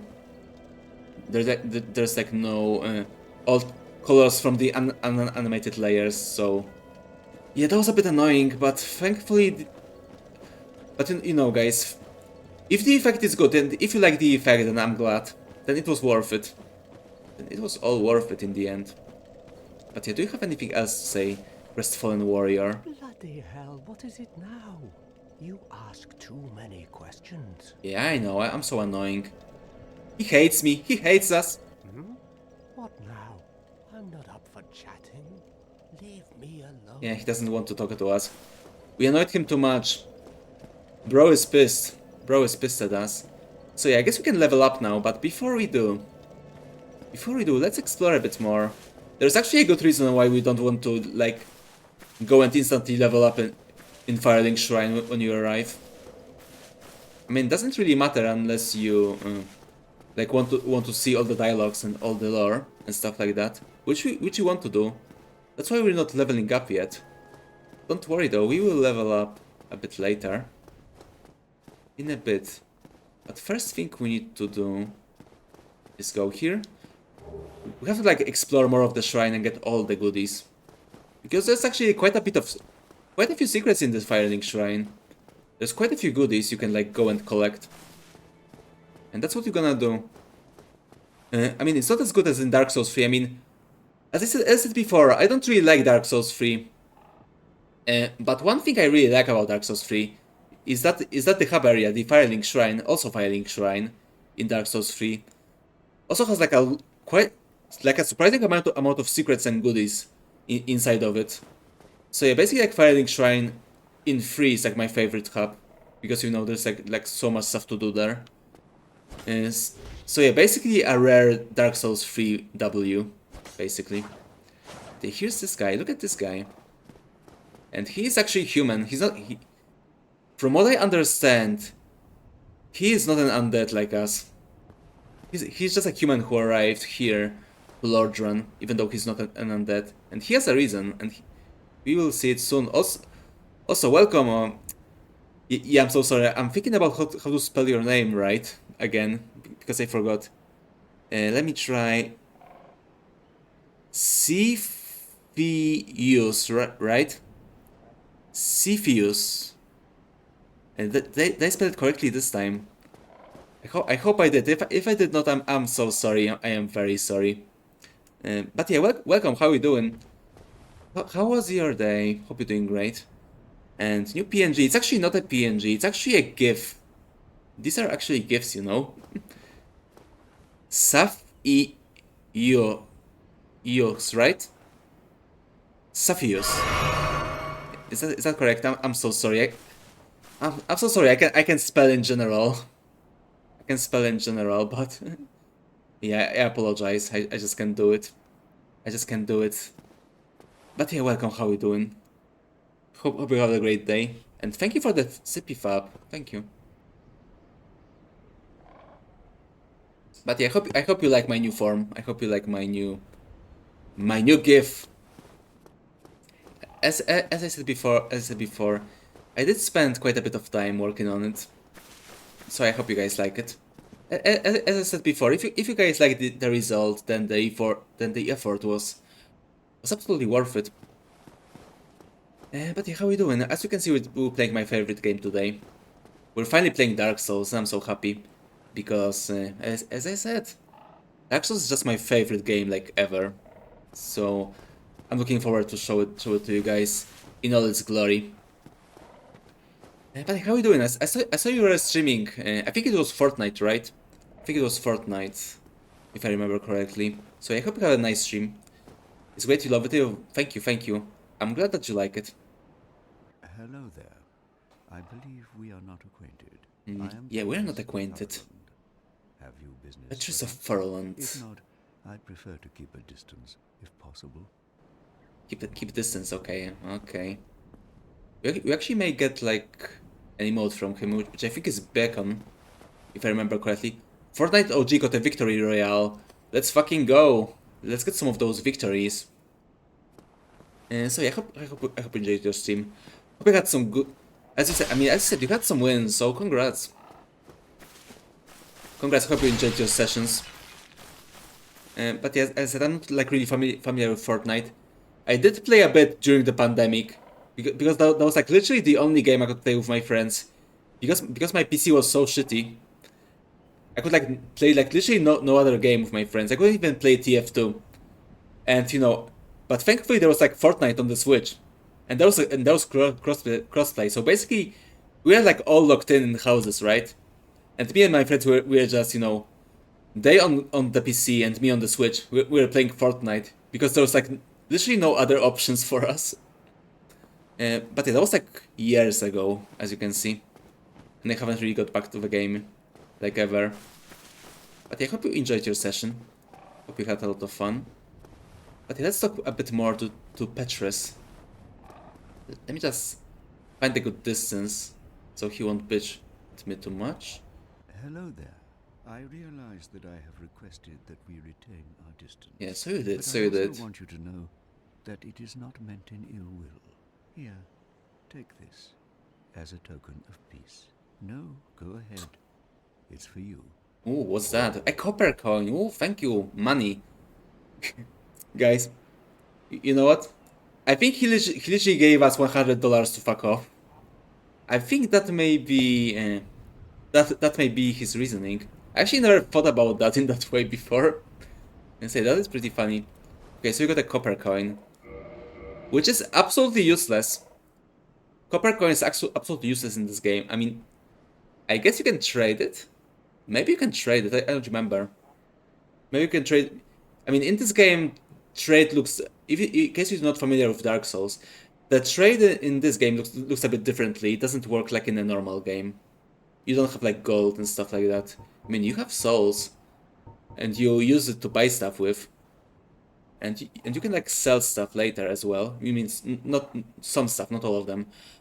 But there's also a different type of trade in this game, which is basically like barter. You use one item and get another item, and you will see it a bit later. You see a bit later how it works. But yeah, basically the guy, as I said before, the guy straight up just paid us $100 to fuck off, and gave us a copper coin of Old Man MacLoif. And let's see, what's that all about? Who's that guy? Coin made of copper. Its face shows Old Man MacLoif, god of medicine and drink. Medicine and drink, that's a cool god. I like that god already. Even coins of great value in the world of men have little value in Lordran, where the accepted currency is souls. Those who dream of returning to the outside world are fond of carrying this around. Yeah, actually, Petrus having those coins and giving it to us. It might actually like. It may support my theory that Petrus is like not actually an undead. He's actually a human who came here for a certain reason. You will see soon what reasons he would have to come here to Lordran. But yeah, I believe that as I said before, Petrus is not an undead. He's actually a human. He's like a normal guy. He's just a guy. He's actually not just a guy. You will see. You will see later, but so far he looks friendly enough. I mean, he did pay us. He did pay us to fuck off, right? But he seems like a nice guy, so let's talk with him a bit more. Oh my, you again? Yeah, me again. Oh, I know. How about this? I have to await my companions here anyway. So what if I were to teach you some miracles? Would that please you? Oh yeah, please teach me some miracles. I mean, I won't use any of those because we'll be doing like a pure melee build. I mean, probably. Maybe I like change my mind, but my current plan is to make it like a normal, you know, all melee, no magic playthrough. Just you know, role playing as just a guy, just a normal little boy in the Lord of Lordran. So yeah, I guess that would please us. You know, for lore's sake, teach me some miracles. Very well. Then first, a covenant with the gods. Okay, so basically now he wants to join. He wants us to join our cult, or you know, a covenant or church, which is the way of white. Because as Petrus said, he is a cleric of Forland, which is basically like a Vatican for the way of white. Which, as I said before, the way of white in this game is like the church, and Forland's like this is like this main center of that religion. So basically like a Vatican. Even though you know the religion started in Anor Londo, which we will see, which we will see later, which is the seat of Lord Gwyn, the guy who we saw in the intro, and the guy who also was like established the way of white. However, you know, Gwyn is not available now. Gwyn is unavailable, and after Gwyn did something, he did something that we will know later. Basically, Anor Londo like lost its entire prestige, and basically like all of the gods escaped from Anor Londo, and then one of those gods called. Actually, we may see it soon. I need an item description to like introduce this character. But one of those gods basically absorbed Gwyn and then switched capitals to the Forland and established the church as it looks like right now with all those knights and all those clerics. And fun fact, by the way, fun fact: when you are either a cleric and a knight, then you start the game already in way of white. So it seems like when you start the game as a knight, you're like supposed to be, I guess, you know, like I don't know, maybe like a knight of the order or something like that. That like basically like a holy knight. So yeah, that's quite interesting, I think. Now let me share my miracles. Only their ultimate effectiveness will be determined by your efforts and your faith. When will I become a VTuber? Fury is a VTuber artist, by the way. Yeah, I know he is an artist. I know. I've watched him for a while. We've been acquainted for a while. So yeah, I know he's an artist. She's just cheaper than people from Vision. But yeah, I will be a real boy in the future. Maybe not in the near future, but in like the far future. As I said before, this is my like last form before I actually go for life 2D form. Which, you know, I want to make myself. I want to do everything myself, you know. Since, you know, I did like all of my PNGs and GIFs even. I did all of them myself. And I did like all of my stream assets myself as well. My final form exactly. Yeah, I'm preparing to make my final form. But yeah, as I said before, I want to do everything myself. Because this is like a hobby thing for me. I mean, I'm both trying to pay off my debts, but it's also like very much a hobby thing for me. So I'm trying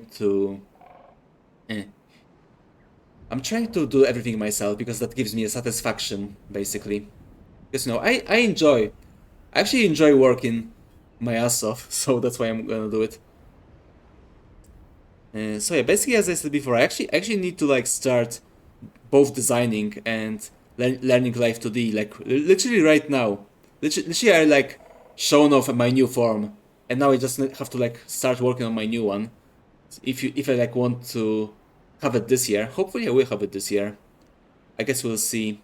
Cool, man. Yeah, exactly. I want to be very cool. I want to be very cool, right? And by the way, I do Moonlight as a VTuber as well. I do have a 3D form as well, which I also use quite often.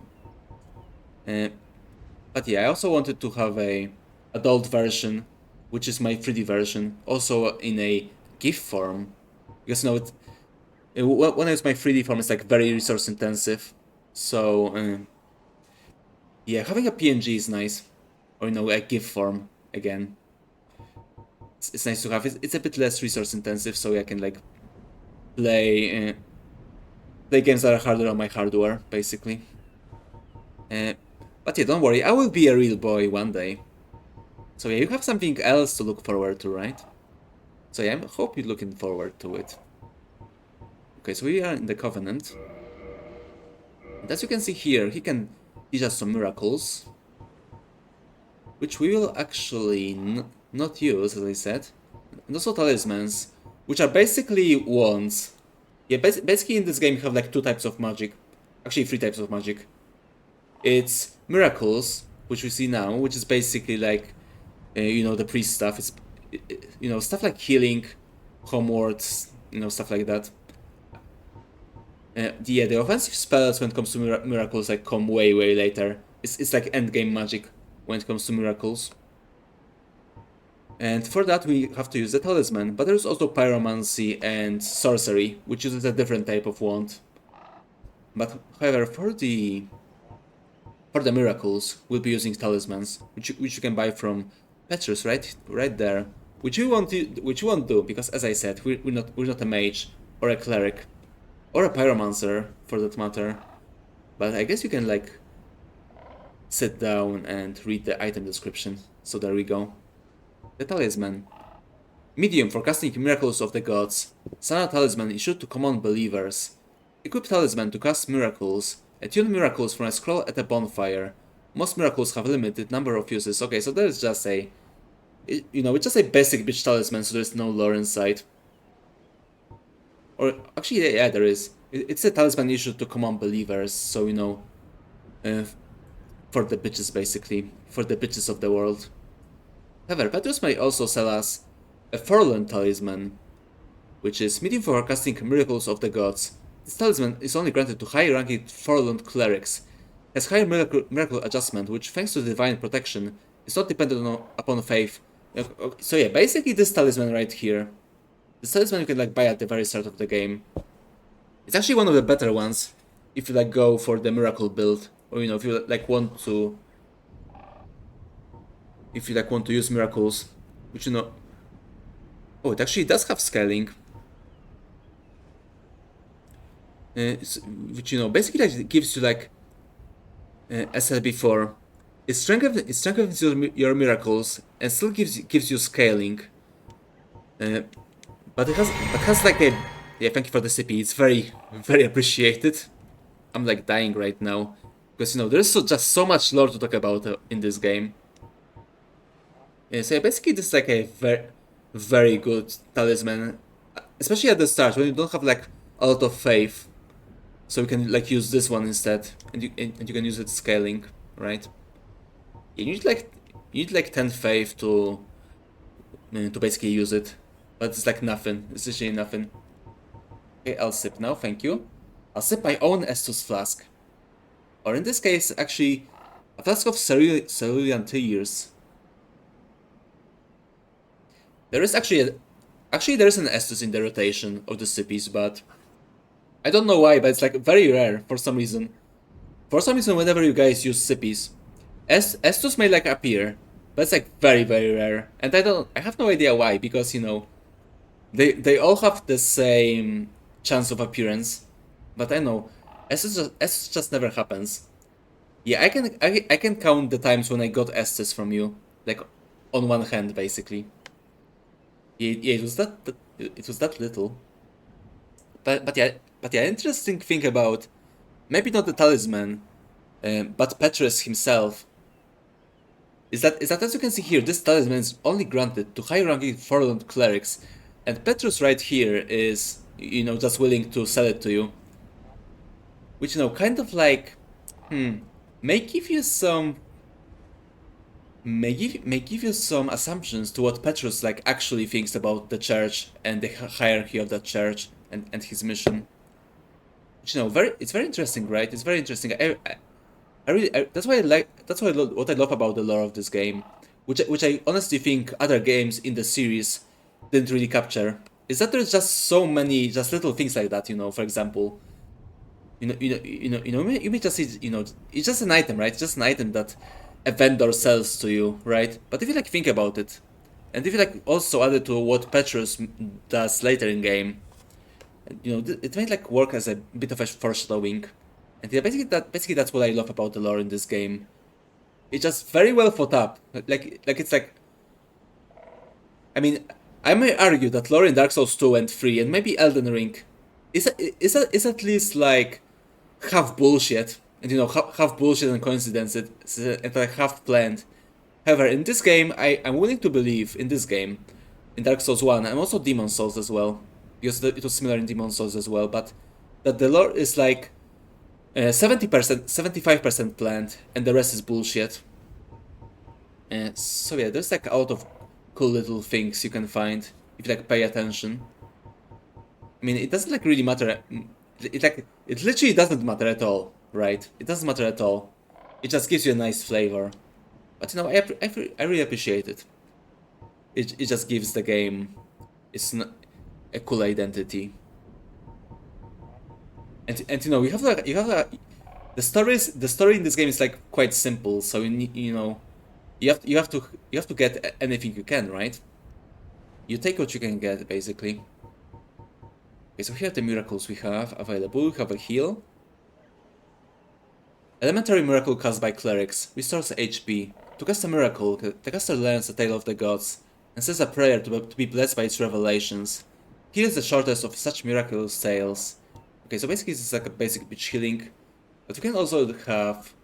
If you have 10,000 souls, which is quite rare in this part of the game, you can buy Great Heal Excerpt, which is better.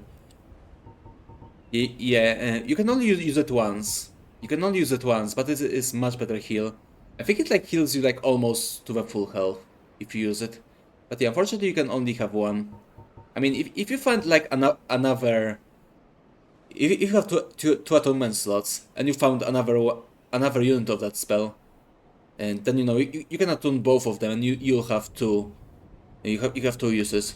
But from what I remember, it's like very hard to. It's very rare to find spells in the in the wild. You basically have to buy them, and most of the vendors only have like one unit of the spell. So it's very hard to stack some of those.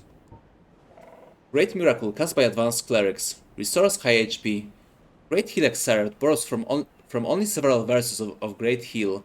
As a result, it can only be cast a stark few times. Yeah, so basically this skill right here is basically like if you used Great Heal once, because the actual Great Heal, I think it has like 3 uses or something like that. So yeah, you can use this one in a pinch before you find the Great Heal.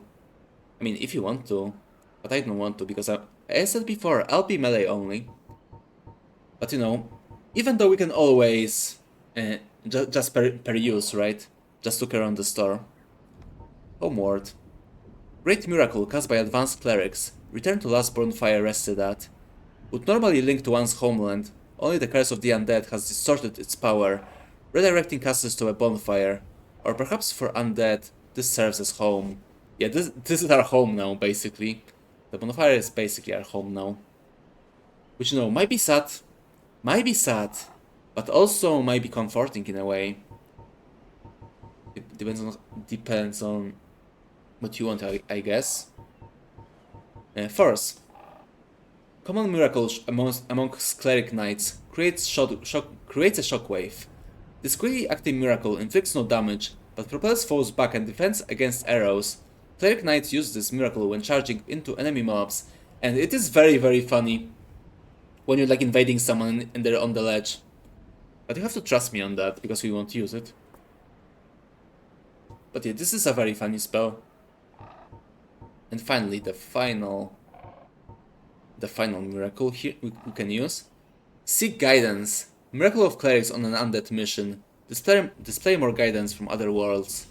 Guidance facilitates communication between undead, but their value varies greatly. Sorry.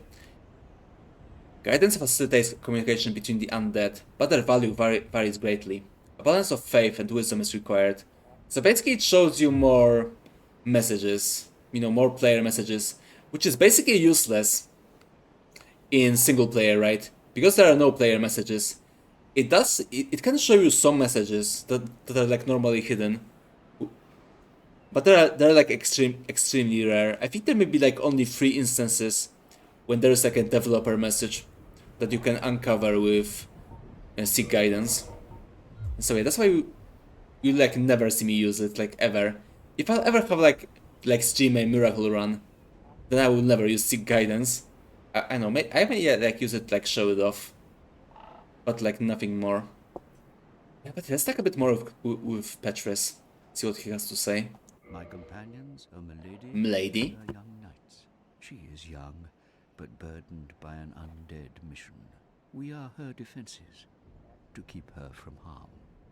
Yeah, so I assume it's only the Milady that is undead, and Petrus, who is her guard of sorts. Aside from Fedora tipping for Milady, he's like still human. He's like only there to guard her. So yeah, only the Milady is undead, and Petrus is. I think both Petrus and their companions may be human. I mean, I'm not sure about the companions. Companions may also be an undead, because they actually do hollow later. Spoilers, I guess. But Petrus, I'm not sure.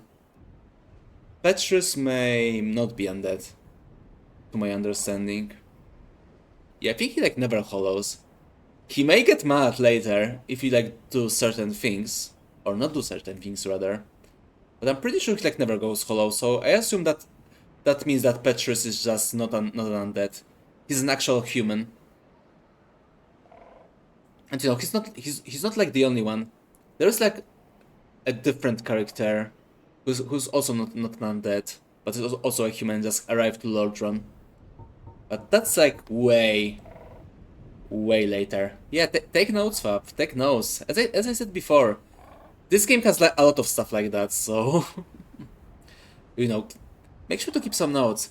This is like very interesting actually. I mean, as I said before, the story in this game is very simple, but the background, the background, the history of the world, the items we will find, and the history they have, they're like the real meat and potatoes of Dark Souls.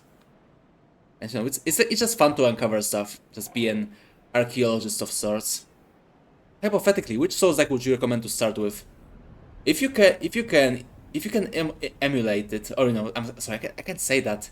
Acquire a PS3 made of Soul Arts, then I recommend Demon Souls because it's the first one. But if not, then Dark Souls 1. I think Dark Souls 1 is the great one to start with because it's not too hard. It's quite slow. Yeah, it's quite slow, but not too hard. And I think it's like a great introduction to the series. Or just go Elden Ring like all the other people. I guess Elden Ring may also work, but it's like a very hard game in comparison to like all the other Souls games. So yeah, I do recommend either starting with Demon Souls original. Don't touch the remake. Don't do it to yourself. Don't touch the remake. It'll like ruin the game for you. But play the original Demon Souls or play Dark Souls 1. That I can recommend. I mean, Dark Souls 1 was my first Souls game, so after that I played all of them. Actually, it was like much easier to play all of them when I first played the game, because I played Dark Souls 1 for the first time when the second game came out. So the only games I had to play after finishing Dark Souls 1 was Demon Souls and Dark Souls 2, and also Bloodborne because it came out. But yeah, I guess you have like much harder. It's like a much harder issue now, right? You have like much more options to start with. I mean, honestly, like all of them are good to start with. I mean, maybe aside from Dark Souls 2, because Dark Souls 2 is like very junky. It's like the junkiest one. But yeah, I believe Demon Souls and Dark Souls 1 is the best place to start. Both like difficulty wise and like the game wise. Yeah, basically if you can finish Dark Souls 1, you can finish all of them, basically. I think Demon Souls may be a bit harder, actually. I think Dark Souls 1 may be the easiest game in the series, which it's not like a... It's not like a downside. It's not like a downside. The game just focuses on other things, and even if you like not experienced with the game, it'll still be quite tough for you when you start. It just becomes it's just easy to me because I played this game so much over the years. As I said before, I finished this game like nine or 8 times, and started the game at least like I don't remember a lot of times. That's not my first rodeo. An undead mission? An undead mission? Regrettably, I cannot share that. Oh, why not? But you are my pupil. Perhaps if you show your faith. Yep, typical church. We have to show faith with some money, and this is basically why I told you that we won't like level up like straight after going to Firelink Shrine, and here's why. So, because basically the price of this information that Petrus gives you is basically that like relates to your level. So if we like leveled up in the bonfire, first thing we wouldn't have souls to pay Petrus because he would like raise the price, and yeah, as I said, he would raise the price as well. So we just wouldn't be able to like pay him anyway. But here he didn't raise it. Now it's like a base price for our level, and now we have the souls, so we can actually get the information. Hello, Misty. Welcome. How are you doing? Give me a moment. Yeah, I'll sip in a bit. Oh, thank you. Yeah, Papa, I hope I managed to like persuade you to try the game out. Those are really good games. I mean, those games are overrated as fuck. I mean, as a fan of the series, those games are like overrated as fuck. But they're still very good games. I mean, some are worse than others, like Dark Souls 3. But games like Dark Souls 1, yeah, Demon Souls and Dark Souls 1 and Elden Ring and Bloodborne, in my opinion, like they hold up very well. They're like very good. I mean, overrated, but still very good. You might be planning to potentially play it, or you do that. You better play it. You better play it. I'll be controlling you, right? I'll be controlling you. I'll make sure you play Dark Souls eventually. No pressure. Let me just do the thing. Let me just do the thing. Yeah, you will play the game and you will like it. Basically. Very well. There we go. I'll pay. I can surely tell you. I'll pay for the information. Undead clerics are given a mission to seek kindling. Kindling. Kindling is the art of feeding bonfires with humanity. Through kindling, we shall one day be granted magnificent power. Yeah, exactly. Magnificent powers of having up to 20 Estus flasks if we upgrade the bonfire. Thank you. You're welcome. Very well. Okay, so he has no more dialogue. Come again. The effectiveness of the teachings depend upon your... Yeah, I know. I may come again, I'm not sure. It may be unseemly. But yeah, as I said before, the bonfire here is already kindled. So we can like kindle it further at this point. However, if we listen to Petrus and you know, listen to his spiel about the kindling. Yeah, basically if we do this undead mission that those clerics do and get the kindling, then we will be able to upgrade the bonfires even further and get up to 20, which, as I said before, it's a bit too much. It may be a bit too much, but you know, we have to do it anyway. I'm pretty sure it's... yeah, I'm thinking if it's actually like required. If it's like a required fight. I mean, there may be a way to skip the fight that gives you kindling, but I'm not sure now. I assume there would be a way to the catacombs that like skips pinwheel. I have no idea. Or no, I'm sorry, not the catacombs. Tomb of the Giants. But yeah, since we talked to Petrus, actually no, we won't level up yet.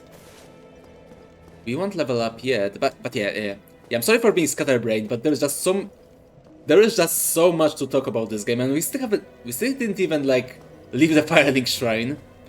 We didn't even reach the first area, but there is just a lot of stuff to do. Yeah, Lerkont is not. Yeah, enjoy your Lurky Fab. Thank you. Thanks for stopping by. But yeah, before we go, since I'm a bit scatterbrained, let me finish at least one of the topics I started.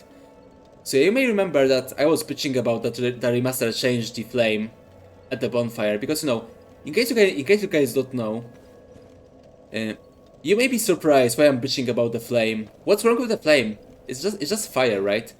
It's fire in the bonfire, so what's wrong with it? And as I said before, this is actually not fire. This is Estus, which is, as said before, burned humanity. So yeah, this is not an actually a fire. This is a humanity that, you know, was some... Yeah, you can see that there's like even bones here. So someone like died here. Maybe someone who like was like burned here to, you know, to basically burn both their souls and humanity to make that sort of flame. But basically, as I said before, this is Estus, which is burning humanity, which is also why. Which is also why we can heal with that. We can use Estus to heal. As you can see here, we can keep chugging. Yeah, see? So cool. We can check that Estus. But yeah, basically, this is a burning humanity, which is why it basically heals us. However, it does take the form of fire to sort of trick undead, to actually treat the undead that what they actually want to do is to you know, save the first flame and make it lit again, and like reminds them of that. However, in actuality, this is humanity, which is actually not in the light. It's not like a light part of a light soul, because yeah, the game called Dark Souls actually has a light soul. It's like part of the lore as well, and this light soul is basically like, as I said before, connected to fire. However, humanity itself is connected not to light, but not to the light soul, but to the dark soul, which is connected to darkness and the abyss, which we will see later. And now we can see, okay then, so if the humanity is connected to the darkness, then why is it burning? Why is it burning, and why does it resemble the first flame? Which as I said, it's connected to the light souls, and yeah, basically that's the mystery of the game. That's like the entire mystery, which is basically completely in the background. You may spend the entire game not knowing this, that this entire thread of the story exists. But yeah, this is basically like our mystery. Yeah, why do we? Why is the humanity, or rather, how does the humanity connect to the fire if it is the part of the dark soul and not the light soul? Yeah, I guess we'll see. Or no, I guess it's not. I guess it's not like called light soul, but like specifically, I think it's more of a great lord soul or something like that.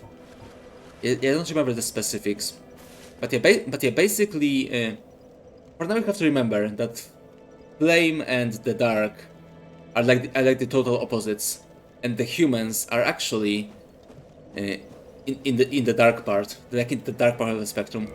As you can see by the humanity, which as you may see here is a black sprite,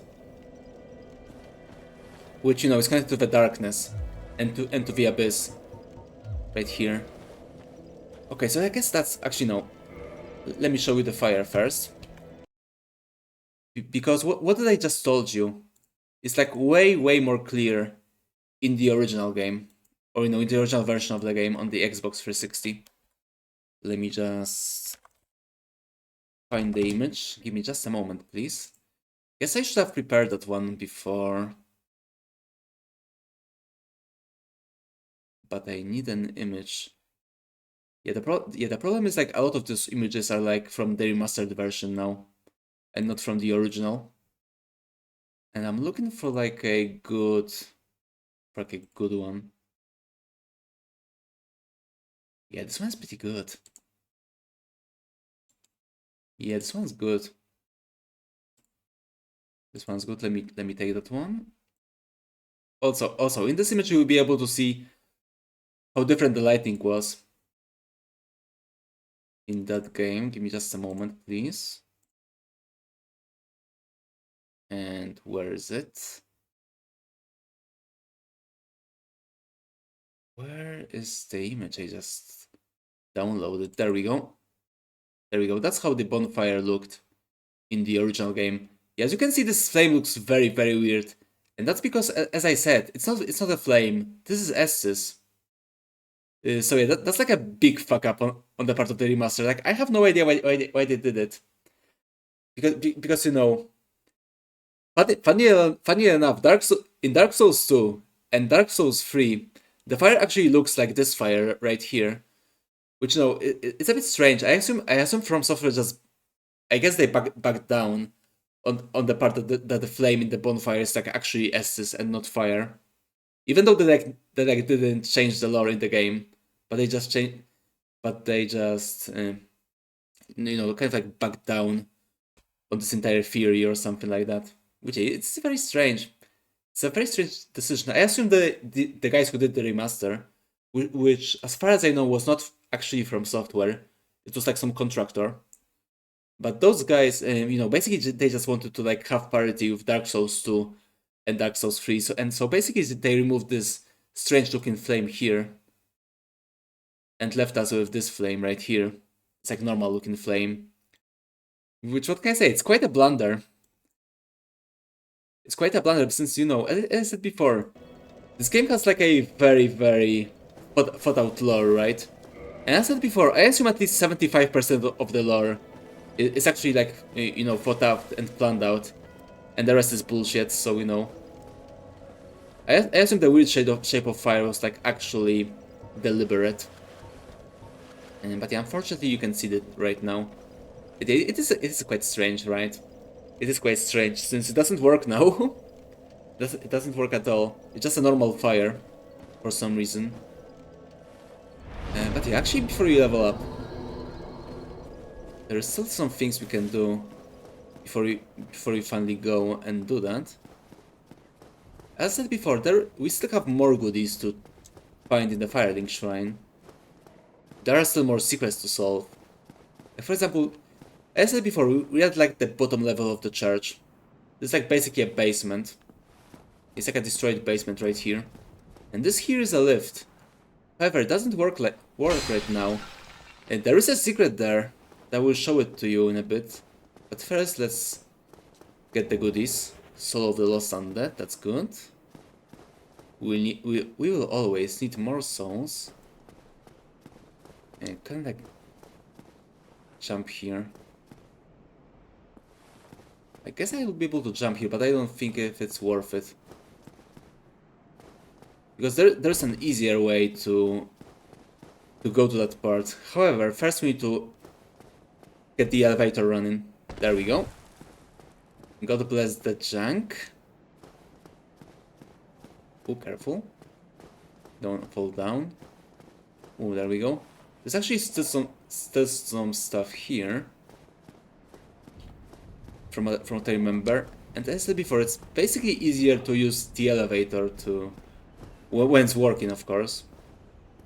To go here. But you can just jump there and get more goodies. And we have another soul. Oh, so many souls. Just waiting to be picked up. Yeah, this is like a very small amount of soul, as you can see here. Soul of a lost undead who has long ago gone hollow used to acquire souls. Souls are the source of all life, and whether undead or even hollow, one continues to seek them. Exactly. Of course we're seeking them. We level up with them. It's our experience points. Experience points, but also money, because we can buy stuff with that as well. Which now it's quite interesting. And as you can see, this just is interesting. This just is very interesting because it's opened. Yeah, this just is opened, and it's like literally the only open chest in the game. Like all the other chests are like always closed, but not this one. This one is always open. And like no one actually knows why. I mean, there are many theories, but no one just knows. It's just a random chest as far as we know. And you know how it is, right? Some mysteries are just never to be solved, I guess. Yeah, this is also like a interesting statue there. You can see like a mother and children. Which I'm not sure who that is. I guess some people said this may be Gwyn's firstborn son. Which was exiled later, but you know. Yeah, I guess that may be it actually, because there is a certain character in the game was supposed to be a long lost Gwyn's son, and he was supposed to basically like push that statue away. And so yeah, I assume this may be actually the statue of Gwyn's firstborn son right here. Very cool, very cool. So much lore. But yeah, unfortunately the lore changed a bit in Dark Souls 3, so it's not the case anymore. I mean, I guess it still may be the case. I am actually like not interested in like you know, considering Dark Souls 3 canon to this playthrough. Yeah, in this playthrough when it comes to the lore, I basically pretend Dark Souls 3 like never existed. Because, you know, it makes sense, because this game came out before Dark Souls 3. Yeah, it would be funny if Dark Souls 3 came out before Dark Souls 1, right? Yeah, imagine that time paradox. I mean, I think the series would be shittier then, but still. Okay, there's nothing more we can do, I guess. But yeah, we can go here. As I told you, there is a secret in the elevator, and it's here. There we go. There is actually You can actually go below the elevator if you want to. And when you go here as well, you can find the secret stash with a homeward bone, which would be very useful. Also, this version thankfully removed the thing that just assigned items randomly to your item belt. But as you could see, I had to like go and check because you know, just ingrained to me that much. Because I played Prepare to Die edition so many times. So I got a homeward bone, a morning star and a talisman. And we also got a cracked red eye orb. Hi there, Exotic. Welcome, welcome. How you doing? How's your face? How's your Thursday? Oh, I guess it didn't really started yet, but right. Good morning to you, or good evening in my case. But yeah, welcome, welcome. How are you doing? As you can see, I just got a new form, and we're also playing Dark Souls, even though we didn't even leave Firelink Shrine yet because I've been just yapping about the lore all the time. But hey, how are you doing? Hope you're having a great start of the day. But yeah, those chests are pretty interesting because, you know, it seems like they were left here by the cleric, and the only cleric being here is Petrus. And this seems, and you know, my theory is that this is the Petrus little stash, right? Even though, yeah, he has like a homeward bone, which I don't know, maybe humans can like actually use homeward bones as well. But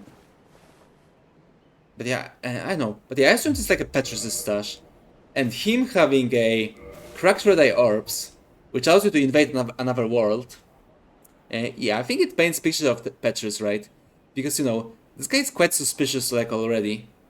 And here you have this like weird little cleric stash, right? With weird little things like this. So yeah, I guess I can assume this is Petrus' stuff. And yeah, since we have the cracked red eye orb, which is allows us to invade another world. Oh, hi Saikon, welcome. Having your coffee and noticing that temperature is above freezing, your backyard is now a lake. Oh, I see. Oh, I see. Yeah, it is very cold here as well. Yeah, basically like, basically there was like a, how can I put it? There was like a, yeah, at night there like rained and snowed. At night, and basically it's like freezing today as well. So now all the roads and all the walkways basically became ice. They like became ice rinks. So yeah, it's very slippery. But yeah, very cold. I can sympathize. So yeah, welcome Second. How are you doing? How is your Thursday? Hope you're doing great. Roads are nice, ice rink. Yeah, exactly. Same here. Same here. Yeah, I'm doing pretty good, thank you. I had a pretty lazy day, but also, you know, I am able to show you my new form, and also I'm able to play my favorite game ever. So yeah, I think I'm doing pretty good.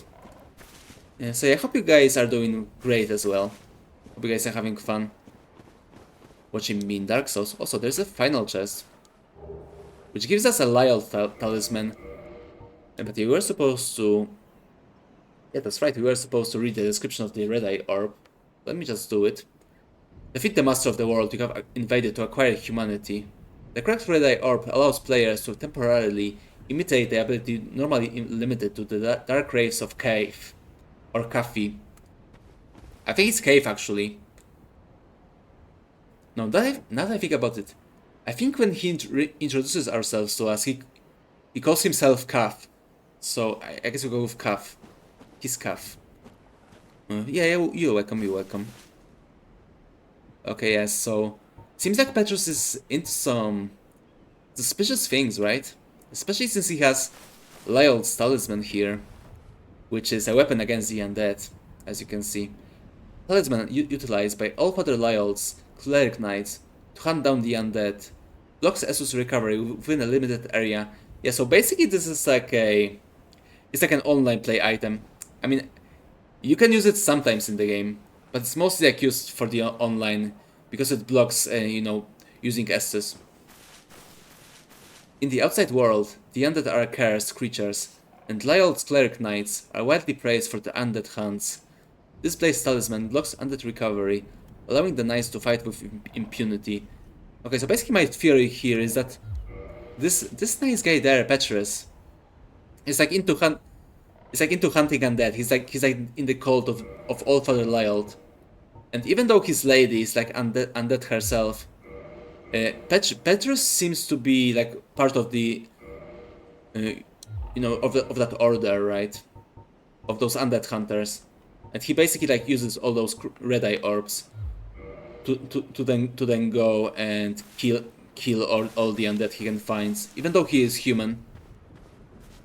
Yeah, I guess that's how it works when it comes to Petrus. You know, he's a bit of a suspicious guy.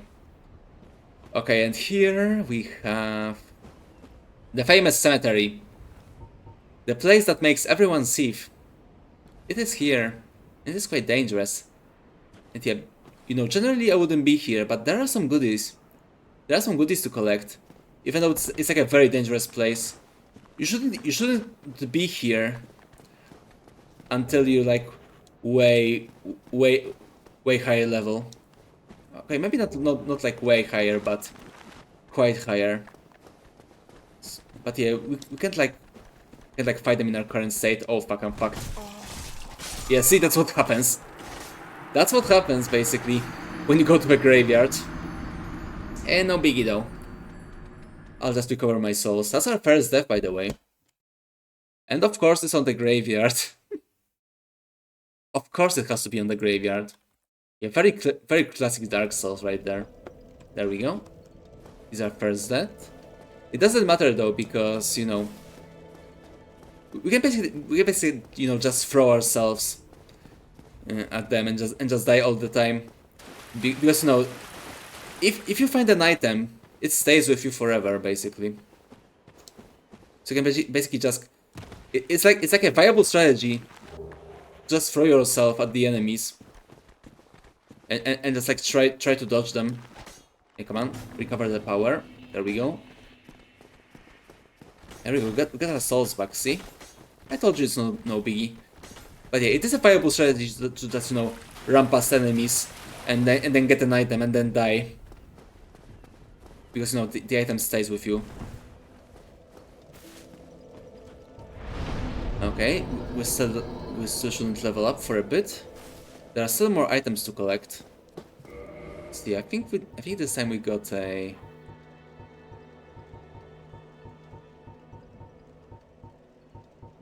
yeah, what did we got? I forgot actually. I thought that would be the spyglass, but it seems to not be the case. Also, I almost forgot. Yeah, we got the Morning Star from that little cleric stash there, which is why I also believe that this stash is Petrus's, because as you can see, this suspicious little fella is using the mace as well. So yeah, this is the same weapon. Yeah, we can actually use it. Okay, we can actually use it, so that's nice. We have like stats for it. Because the actual knight, from what I remember, he doesn't have the stats, so he can only like use the Morning Star only with both hands until he like levels up a bit. But here, since we are a warrior, we can just use the Morning Star from the get-go, and with a shield. And we will use the Morning Star later. I have a plan for this Morning Star, but as I said before, that comes later. For now, we just use our longsword. We'll use our nice trusty longsword. However, a nice thing about the Morning Star, well, I may even show you. If we like continue, I may even show you. A nice thing about the Morning Star is that it is a blunt weapon, and this is how blunt weapon works on skeletons. Yeah, see? You can just keep destroying skeletons like that. It actually like gives them decent damage as well. Oh, that was way too early. Yeah, see, with the Morning Star we can like actually fight them pretty easily. Bonk, exactly, Deus Ex logic, exactly. We can do some bonking in this game. But yeah, maybe later. Don't worry though. Don't worry, for now we'll use a longsword, as I said. Oh no. Go away. Let me use the bonfire, please. But yeah, don't worry. There will be a long section in the game, very soon actually, maybe even, when we will use our mace. And we will use it quite extensively. This will be like our special weapon for special occasions. Or one special occasion actually. But that's for later. For now we can just... Okay, actually let me do this. We can always do this. We can do this little exploit. We can just, leave the game and return to this. Because when you do that, it basically acts as if you reset the bonfire. Just without returning your health and respawning enemies. So it is quite useful sometimes because you have to do it. You have to do it like pass the time in the game. Which is useful sometimes, as I said. But yeah, as I mentioned, we still have some stuff to do there. So let me just go and do that. There's still some goodies to acquire in the Skelly Land. Actually, this isn't Skelly Land, this is just a precipice of the Skelly Land. The Skelly Land, again, will come later. Yeah, there is quite a lot to this game, so... look forward to it. We just started. There we go, a wing spear. Also a pretty good weapon. This will be a Zweihander, there we go. Which I won't be using because that's boring. And there we go. We have binoculars. Which we will never use, by the way. Binoculars is like the most useless item in the game. It literally just zooms your view. Which I'm pretty sure it also does the same with the... how's it called? With like the bow. So it's not very useful. But yeah, you can like zoom in your view if you want to. Yeah, see? You superior distance scenery. This advanced device was built by a famous craftsman of Astora. Its utility is singular, but its application many, which are none actually. The value of these specs depends greatly on the imagination of their owner. Yeah, see? They literally tell you, just use your imagination, bro. That's how... Yeah, can't you see any use of this zoom? Just imagine it. Just imagine some uses. It'll be fine. Yeah, very cheeky Miyazaki, very cheeky. Okay, one last thing before we like venture for real. Before we like finally go and play the fucking game. There is one last place I want to check. I want to show you. Which is here, the underground of the Firelink Shrine. Which, as I said before, Firelink Shrine has like a lot of secrets. Ghost boss, exactly. Actually, there won't be that many ghosts today. I'll just show off the new Londo, but I won't be going through it actually. Don't worry though, we'll be there later. It's actually a required area. There we go. New Londo Ruins, and welcome, by the way. By the way, guys, this is an endgame area. This is one of the areas of the endgame. So yeah, basically we'll come back here. Actually, no, we will be here before that. We'll like visit here before we go to the catacombs a bit later. But yeah, this is like basically an endgame area. However, it does have a lot of goodies. So yeah, we won't go deep. We won't go deep yet. Deep dark. But yeah, we won't go deep dark yet. But we will, at the very least, get some items at the very start. Because they are quite nice. There's some quite nice items here. And one of those items I especially want to get. Because it will make our job much easier. And here we have a door to Blighttown. Which we actually can't open because we don't have a master key. So yeah, basically if you like, as I said before, if you start the game with the master key, then you can open this door, and you can basically go to Blighttown instead of Undeadburg.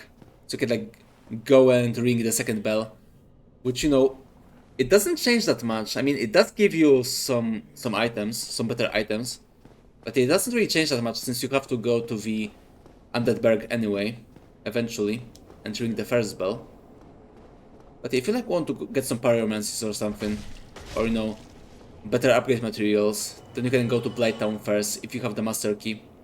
Which, by the way, you start with the master key if you start with a fifth class. But honestly, like you can get master key if you like really want to. But honestly, it's like not really needed. I mean, master key is like only ever needed if you like want to either go to Havel early or go to Blighttown early. But aside from that, it's not really that useful, to be honest. But yeah, there may be someone here we may meet. Oh, hello there. Hmm? Well, this is unusual. You haven't lost your head. I didn't lose my head, that's true. Free. How on earth?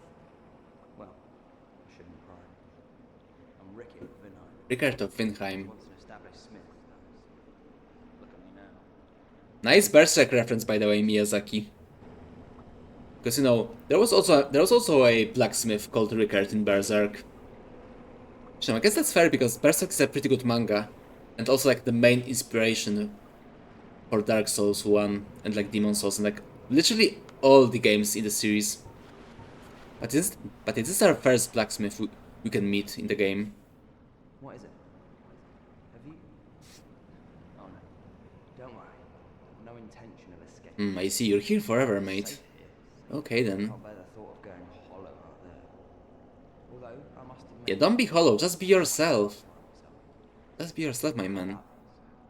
I could forge your weapon. I mean, you literally like locked yourself in here, right?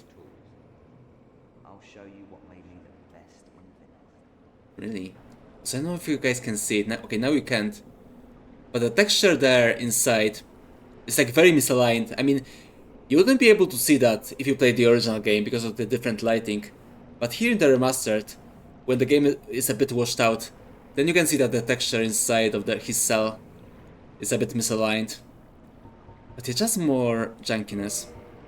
But yeah, basically, funny enough, our first blacksmith of the game is actually a sorcerer. And he can give you sorcery. Oh, did I lose my net? Hold on. Did I lose my internet for a bit? Is everything fine? Can you guys still see me? Have I ever seen the anime Darker Than Black? I know about the anime, but I never watched it. But I do know about it. Seems okay right now. Okay, that's good. See, I got like disconnected from the chat, and I was worried I lost my connection. Since yeah, it seems to happen sometimes recently, and I don't know why. But yeah, thank you for letting me know. And here we go, Sorcerer's Catalyst. Because our first blacksmith is actually a sorcerer. He's actually more of a sorcerer than a blacksmith. Like his main usage as a blacksmith, aside from like repairing our equipment, and you know, reinforcing weapons, which you can do by yourself. But he can like actually modify our weapon to like either dull or enchant the weapons, which scale from our intelligence. So yeah, basically, the smarter we are, the better the weapons, and they are basically like magic weapons. But yeah, we don't have like any weapon like that, so we can do that. So that anime is inspired by a book because there's too many similarities. Oh really? Yes, I never watched that anime. I only heard about it. It was like quite popular like a long time ago, right? Because you know, if we're thinking about the same anime, yeah, I remember it was like popular in like 20 years ago or so. Like 2007, yeah, exactly. Yeah, that's the one we're thinking about. So yeah, as I said, I always like heard about it, but I never watched it. I knew some fans though. I had some fellas who were the fans of that anime, but I never personally like watched it. But yeah, let's see his spells. What spells can you sell me, Rickard? Even though I'm pretty sure I can't use any of those. Actually, I may use them. Actually, I think I have 10. Yeah, I think warrior may start with 10 intelligence. It's only like the knight who starts like an idiot with like no intelligence. But yeah, let's check out the sorcery. Elementary sorcery, fire soul arrow. Soul arrows inflict magic damage, making them effective against iron armor tough scales, and other physically resilient materials. So yeah, basically like they are armor-piercing arrows, which are pretty good, especially at the beginning. Was it an eating emoji Deus Ex Logic? Am I that much of a mouth? I'm so sorry. I am very sorry. Soul sorcery emphasizing power. Very heavy soul arrow. So yeah, basically this it's basically this but better. A more powerful but also slower sorcery. Difficult to use due to a long cooldown and the limitation on the number of castings. And so yeah, basically when you start this game as a sorcerer, it's also like true with the cleric for Petrus. You can like buy another serving of soul arrows, which has like 30 uses. So when you like do that and then upgrade your attunement, then you can like slot two soul arrows and have like 60 uses of a spell before you have to like recharge it. So yeah, that's pretty busted. Yeah, I'm pretty sure. I mean, I haven't like played a. I don't think I've played like a pure sorcerer build like ever in the game, but I'm pretty sure it's like pretty easy because of that. I mean, if Demon Souls is, if you compare it to Demon Souls, then you know in Demon Souls magic was very busted, so I assume it's the same here, especially when it comes to like soul arrows. Yeah, basically one of the classes in Demon Souls called the Royal, basically started with a soul arrow. And you could like use this soul arrow to just, you know, blast through the first half of the game because it's that powerful. It just destroys everything. You can repair my stuff though. Yeah, there we go. Nice and repaired. Do you have anything else to say though? What is it? What is it? There's nothing to talk about. We're both cursed, undead. But what's there? We're both. Okay, so I did give him some money, but he doesn't want me. Yeah, he doesn't want to say anything more. Okay, I'll buy a catalyst. Maybe that will lose his lips. Come on, give me more dialogue. There's nothing to. Okay, maybe it actually. He actually doesn't get more dialogue with more money spent. Maybe you just get more dialogue later, the more you play. Because I remember this guy has like way more lines. Goodbye then. But yes, yeah. Keep your head on it. You really help break the monotony. Yeah, no problem, no problem. At least, you know, at least this guy doesn't think I'm boring, right? At least this guy. So there is that. We're so back. Yeah, but there's just a few things we need to go. There's a few things waiting for us aside from the blacksmith. Let's kill those hollows. Yeah, we can find an S-stock, which is a pretty cool weapon actually. But this is more for a dex build, so nothing really for us. Actually, yeah, I have the same strength and dexterity, so I can do whatever I want. How's the longsword scaling though? Oh, it has the same scaling for dexterity or strength. Okay, so I guess we can just... Yeah, I guess we can just use whatever we want. I guess we can still... We still have time to decide if we want to be a dex build, if we want to be a stinky dex build, or a giga chat strength build, right? And here it is, transient curse, which we won't use now, but it will be very useful later. It's basically mandatory for this location we're going for, if you like actually want to go through it. But yeah, check it out. Limb of the victim of a curse. Temporary curse allows engagement with ghosts. The only way to fight back against ghosts, who are cursed beings, is to become cursed oneself. Safest method, however dreadful, is to cut off an arm of the dead. Okay, so basically we can use this. You can like use this item to become cursed without drawbacks, because you can like get cursed normally in this game. But when you do that, your health is halved, so it's like being in the soul form in Demon Souls basically. However, when you use this item, you basically can become cursed without that. You can like keep your level and all of that stuff. However, why would you want to be cursed though? It is because you'll see very soon. I will show in a bit. I just prepared the homeward bone to be important shortly. But as you can see here, yeah, not Anor Londo. New Londo is a town of ghosts. And you can't hurt a ghost, right? See? Oh god, no. I can't believe I got caught. Okay, that was a blunder. But yeah, you basically can't hurt a ghost, right? You know, because they're ghosts, they have no body. However, when you are cursed, then you actually can hurt a ghost. And you know, basically this place, you know, is a ghost home, right? It's where the ghost lives. It's where the ghosts live, actually. That's the home of the ghost. So yeah, basically that's why this item is mandatory. Through the entire area. It allows you to basically like defend yourself from the ghosts.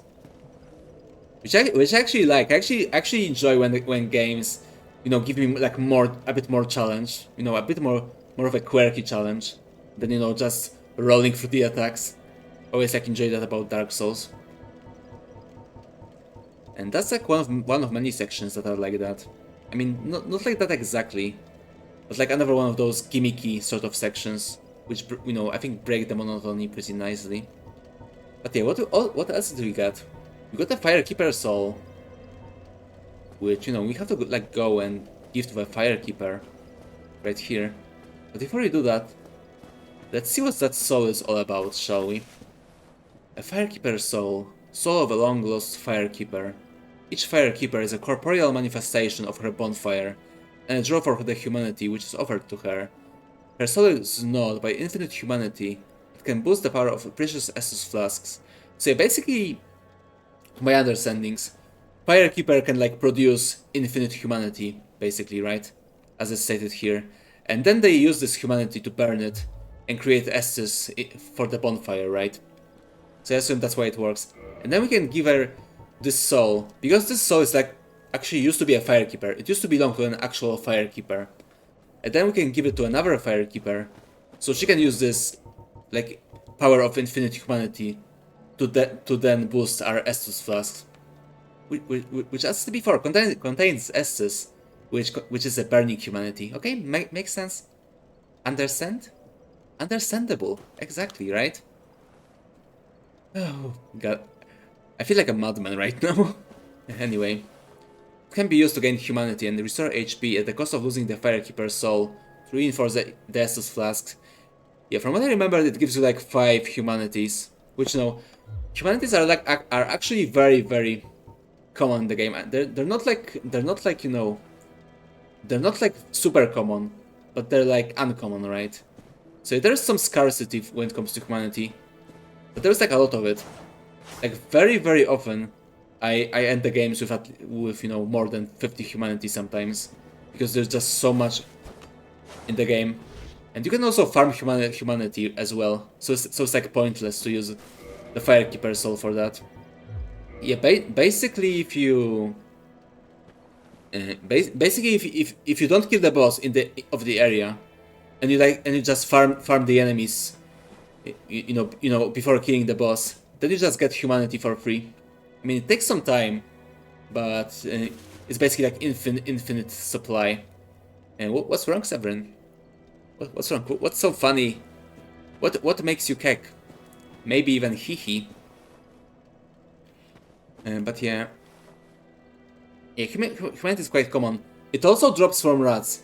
It's like a semi-common drop from rats as well, which is interesting. It's quite interesting. I assume. Yeah, I mean, I assume this is because, you know, those rats. You'll see them shortly.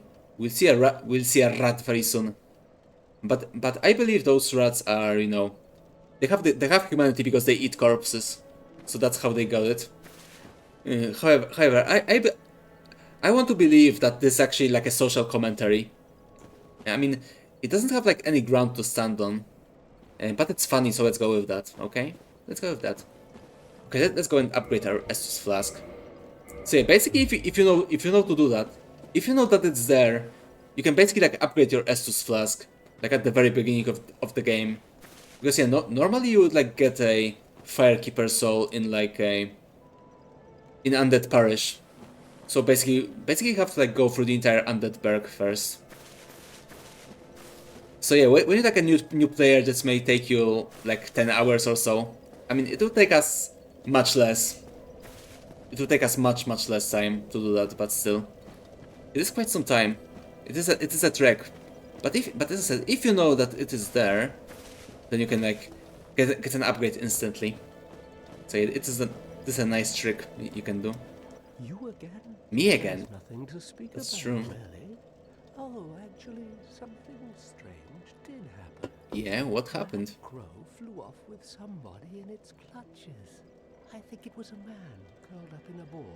Strange Really? things have happened, right? Wow, Stranger Things TM? Maybe not.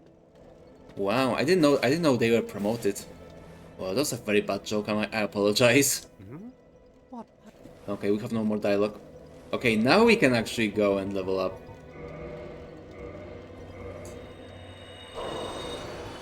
Okay, let's do that. So what?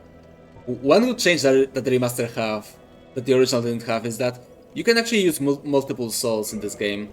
Before you had to like go for literally every single one.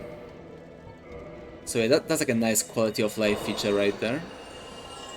Okay, there we go. Yeah, I'm pretty sure we like finished with the Firelink Shrine, at least for now.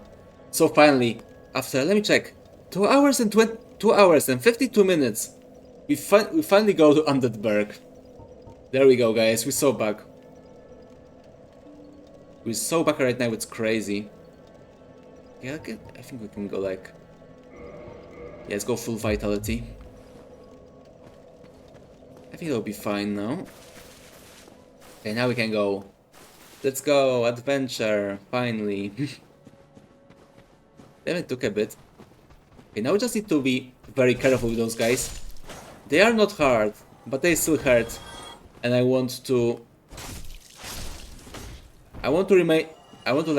remain as much Estus as I can. As you can see, I have 10 Estus now because the bonfire was upgraded. But the next bonfire won't be upgraded, so it won't give me 10 Estus. However, it won't like take Estus away either. So basic. Oh, there we go. We're off to a good start. Actually, I should kick the fucker. Come on, if I can do that. There we go. There we go.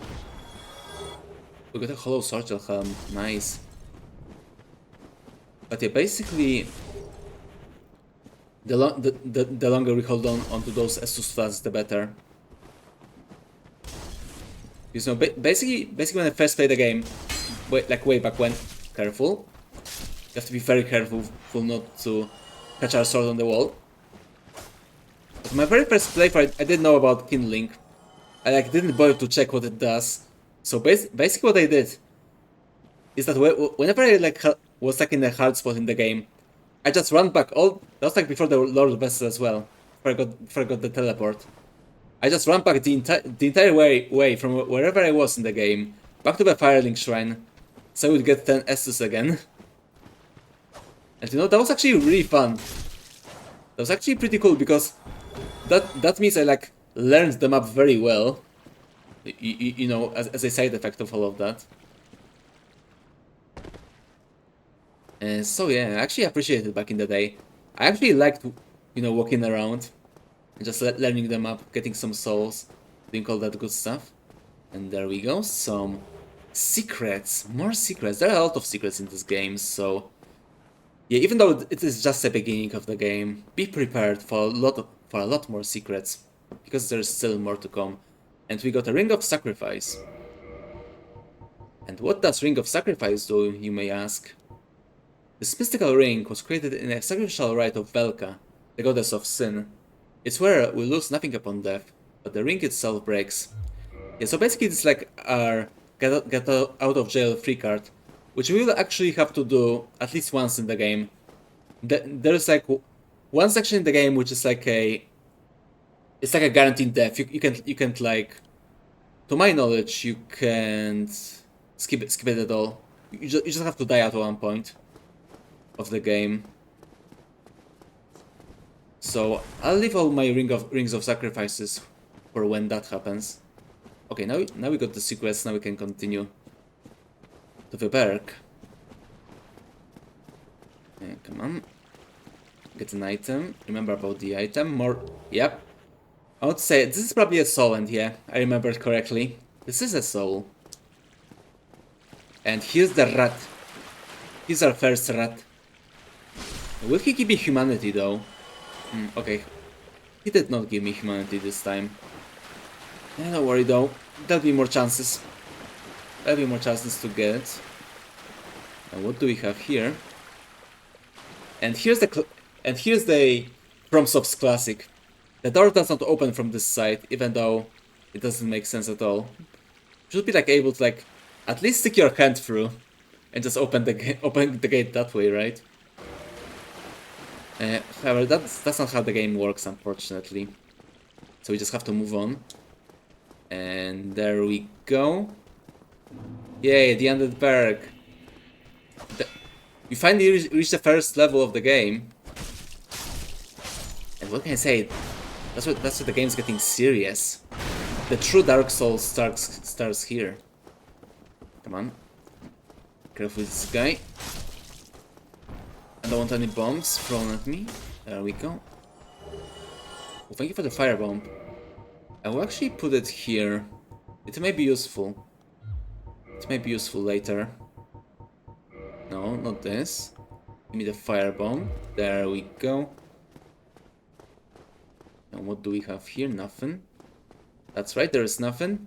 There's actually a shortcut. Which doesn't really matter, to be honest, but it is a shortcut. Although only one way. So you can only use it from above. Not from where we were. And here was this little hidden area right there. Hidden by the barrels. And here are some friends. The friends have arrived. And as said before, even though those guys are like the weakest enemy, they're actually very, very dangerous at the start because they can just stun lock you to death. So you have to be very careful when fighting them. Okay, there's nothing here. So we have to push through. What do we have here? Oh, that's a nice item. I wonder what that item is. Oh, it's trash! And it's also an ambush as well. Those guys are guarding their trash. And you know, I applaud their dedication. Okay, this is bad. I had my camera to the wall. But we did manage. We did persevere though, so we're so back, I guess. No, there's another item you can get. But that will be for later, we can get it later. And what can we get here? Humanity. Oh, nice of you. Okay, so our first semi-secret area. Oh, there's another guy. Where did he came from? Yeah, where did he came from? I don't remember this spawn. Okay, that's a bit strange. Anyway, let's continue. Let's continue. Gotta go up. Always go up. And here's that place we were at. As I told you, this is a shortcut. However, we actually can't use it yet. As you can see, it looks like you would be supposed to jump here. But it's actually impossible.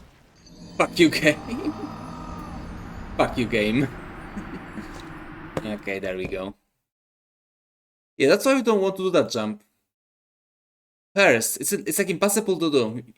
I mean, I guess you can like glitch into that. You can like glitch that jump.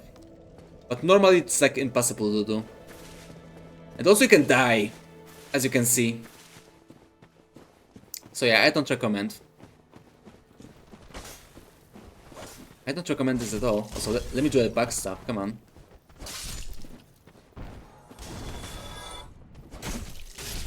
Okay, I guess we can do it for this guy. Let's try to do some backstabbing.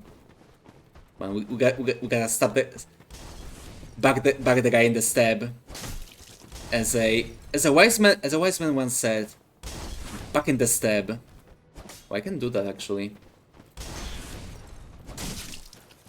I just can't. Come on, go here. I'd rather not fish for backstabs like next to a cliff. Not a great idea. Oh, come on. Yeah, he basically just turned around so quickly.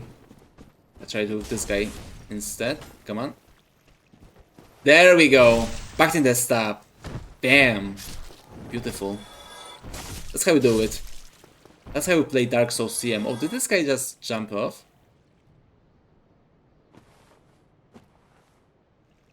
Yeah, I know. Guess he was depressed. I mean, I understand, you know, just oh, no, he's here. Okay. That explains it. Yeah, I thought he got depressed, you know, just throwing bombs all day.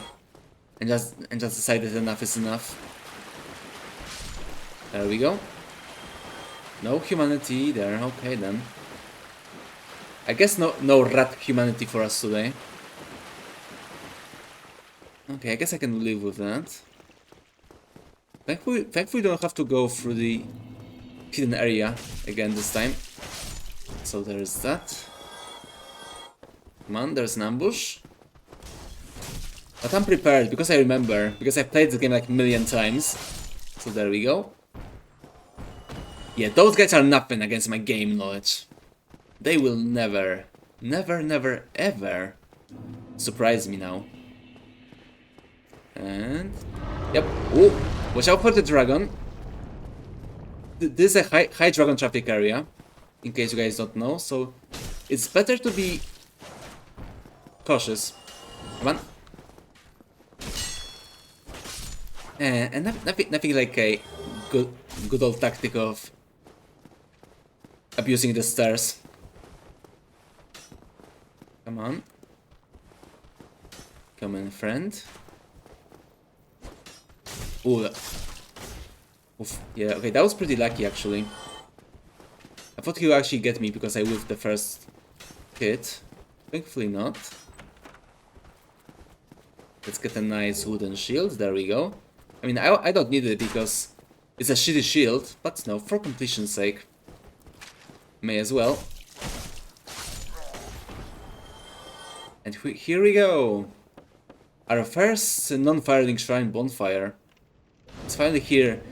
Yep, that was quite a long trek since the last one, huh? It's like it never happened. Also in this game, resting at the bonfire doesn't like set this as your checkpoint. So yeah, for now I just like turned it on. But it's like but if I die now, God forbid I die now, which may happen with those guys because they're pretty hard. Because yeah, I hate spearmen in those games. They're always annoying. I mean, we can do this. I mean, kick works very well on them, so there is that. But it doesn't. Okay, that was pretty easy. They're generally much more annoying. But yeah, there we go. But yeah, if I died now, then I would just come back to the firing shrine instead of this checkpoint. But I didn't want to like rest on it now because because no, I don't want to respawn enemies. You know, no one has time for that, right? I mean, playing the game, who has the time for that, right? Come on. Come here. Okay, that was another ambush I knew about in advance. So nothing to worry here. Ooh, hello there. And hello to your invisible cat as well. How are you doing? Well now, you seem to have your wits about you, hmm? Then you are a welcome customer. I am a welcome I'll trade customer. the souls. Everything's for sale. Yeah, very funny. What's so funny, my man? Aside from you looking like a beef jerky. I don't know, maybe he's into that. Maybe he is into beef jerky. But, and you know, if he's into beef jerky, then you know, he has like an endless supply. He can just jump on his own body. Very cool. Also, it seems like I lost connection again, so hopefully we can like still hear the stream. Things are getting treacherous in While we're these talking to the woods. guy. A horrible goat demon has moved in. Goat demon, oh no. Up above, there's that humongous Oh no, not the goat demon. If you stick around this Especially not the female goat demon, right? Am I right? And yeah, he was also talking about the Drake, but yeah, we did see the Drake already. But we still have a way to go before the goat demon, you know? Here, I'm not here to chit-chat. We talk business, or we talk nothing at all. We talk business, okay, we talk business. There we go. This is like one of those guys you have to you have to like pay, you have to like give him some money before he gives you more dialogue options. You have a nice chain armor, but my armor is pretty good. It's basically like only ever useful if you're playing deprived. Or if you're like a mage and you really don't like light armor. Because it is like the medium armor, just like the hard leather. But it's like a bit worse. So here you have some weapons if you want to buy them as well. But I don't really want to buy anything. I want the residence key though, because we'll need it. As you can see by the description, this is a key to a residence in the Undead Berg. Simple, sturdy design of the locks in the Berg keep out unwanted visitors. But this is a standard key in these parts and will open several residences. Okay, so basically it's like it's literally the same key for many houses. Not very secure, but you know, maybe it's like a high trust society. Surprisingly. Maybe they just don't like strangers. Maybe they're racist to me, I don't know. Anyway, I'll buy it. And also give me the orange guidance soapstone. I mean, we don't need it at all. We don't need it at all. There's like literally no use for us for it. But you know, just for completion's sake, we get it. Online play item. Rate, view, rate message. Messages transmit to other worlds, where they are rated. Also, rate messages of others. In Lordran, the flow of time is distorted. The messages allow undead to assist or deceive one another. So basically this little line here about the time being distorted. And then a different character a bit later will tell us that time in Lordran is convoluted. So basically this right here is just this little... It is this little thingy that FromSoft did. That basically like gave them get out the jail free card. For like, you know, for like lore reasons. Because, you know, you may like find something that like contradicts the lore, right? Like contradicts the story, that contradicts the world. But you can just say, but you know, time is convoluted, so it's all good. Okay then. Thank you kindly. Thank you kindly. Yeah, I guess time is really convoluted. But you need like 3000 seconds, like buy the repair stone and get this over with. Give me like 4 of those. Yeah, it's still not enough. Almost there. Almost there. Okay, that's fine. We can get the rest of the souls here. There's another hidden area here. I mean, I assume because the merchant was like hidden behind the boxes, or you know, the entrance to this part was hidden. I assume this entire area, including the merchant, is supposed to be hidden. Oh god. Okay, I may have to use Estus soon, if I'm not careful. There we go. Actually, no. Yeah, I think that's all of them. I think we did kill all of those guys. Come on. Yeah, unfortunately the ladders in this game are very slow. I mean, you can slide down, but you can like... you can like move faster on the ladder. Okay, now we can do the jump. Yeah, see, that's the shortcut I was talking to you about. And here we can get the item we saw before. Yeah, see, it's right here. A light crossbow. There we go, we're so back. Yeah, another great item I won't use, basically. But now we just can return here if you want to. There we go. We're back. Yeah, basically back at the start of the level, in case you guys forgot. Yeah, this is where I came from, the sewers, right there, with those stairs. And now I'm back here. Here's the entrance to the first area, or the first secret area we went through. Okay, but unfortunately I still don't have enough souls by the repair box. But that's fine. We can just go and rest at the bonfire now. Respawn the enemies and then we can get the box. There we go. Hold on. Yeah, there we go. We're so back. Also, watch out for the camera. It can look on someone very, very far away, and then you can die. as it usually happens, so be careful with the camera in this game. Because it's an absolute junk fest. There we go. Okay, those are only the guys throwing stuff here. We don't have to worry about them now. They can reach us here. We're safe.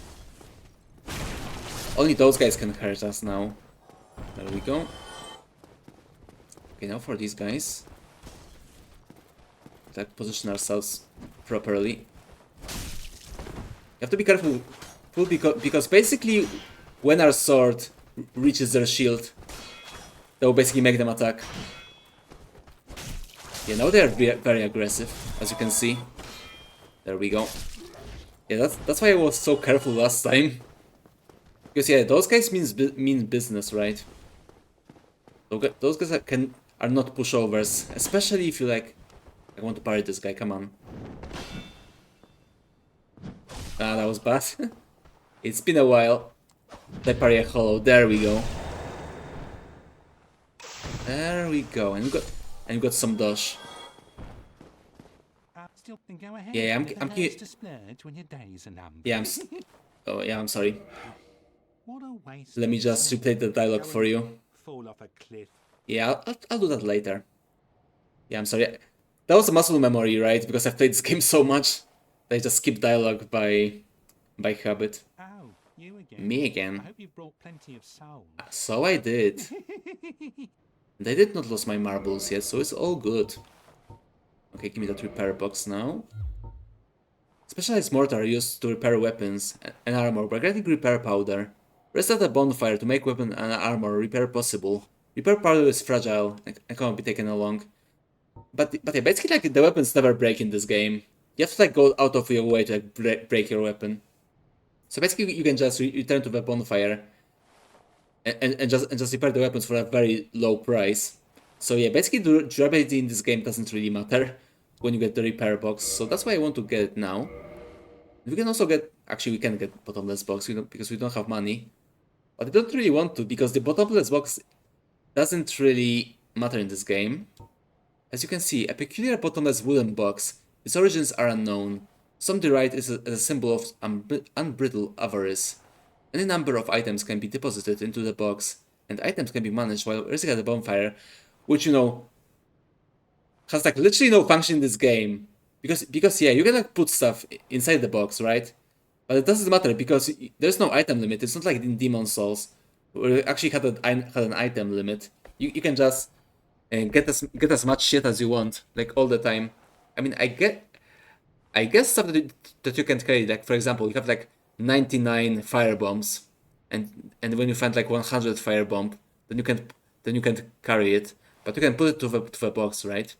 So I guess that's like the one fringe moment when you can just actually use the bottomless box.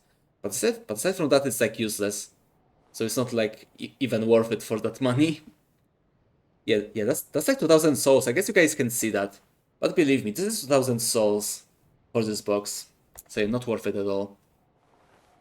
I mean, I guess maybe, possibly, when the game was like in development, like very early on, it also used to have like an item limit, just like Demon Souls, and that may be a holdover. But yeah, basically there's a reason why FromSoft just give you that box in the next games, just for free, just at the start, because it's just so useless. Okay, talk to me now. Yeah, I'm not here to wait. Oh, I didn't give you enough money? Okay, fine, I'll buy some arrows. Yeah, I'm not wait. Oh, he still doesn't budge. That's weird. I assumed that would be enough to like make him talk a bit more. Oh, thank you. Very much. Come back soon. Yeah, I'll be sure. Actually, no, probably not. I don't think we need like anything else from the Undead Merchant. But yeah, I didn't unlock any more dialogue. That's strange. I assume that would be like enough money. Because yeah, we did spend a pretty penny on this guy. Okay, so let's just go back to the bonfire for a bit. Yeah, see, now we can repair equipment. Right here, we don't have to go to a blacksmith. Which is very nice. Yeah, normally we'd have to like go back to the blacksmith and repair the weapon, which, you know, would be pretty pointless. Right? It would be pretty pointless, it would be like a waste of time. So now we have the repair box, so we can do it by ourselves. That's pretty nice. Okay, so actually would like to end the stream now, but since we just spent so much time in Firelink Shrine doing like all the lore talk and all of this stuff, you know, actually I at the very least want to finish Undead Berg, or you know, at least the first part of the Undead Berg. But I need a short break, so give me just a moment. I need to go make myself some tea, and I will return. Then I will return to you. Mushmouth is strong today, right? But yeah, I will return to you in a few minutes for more Dark Souls. So yeah, don't go anywhere. I'll be right back while you listen to those soothing bonfire sounds. But yeah, I'll be right back. Give me just a moment, please. I need to make some piss. You understand, right? I'm sure you do. Yeah, but yeah, see ya in a bit.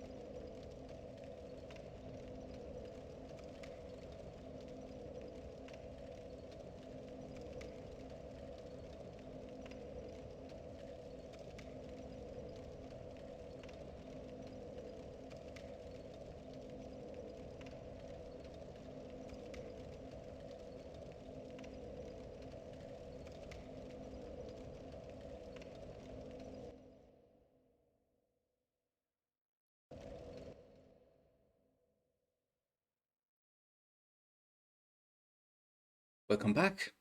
Hello again, did you miss me? Of course you did.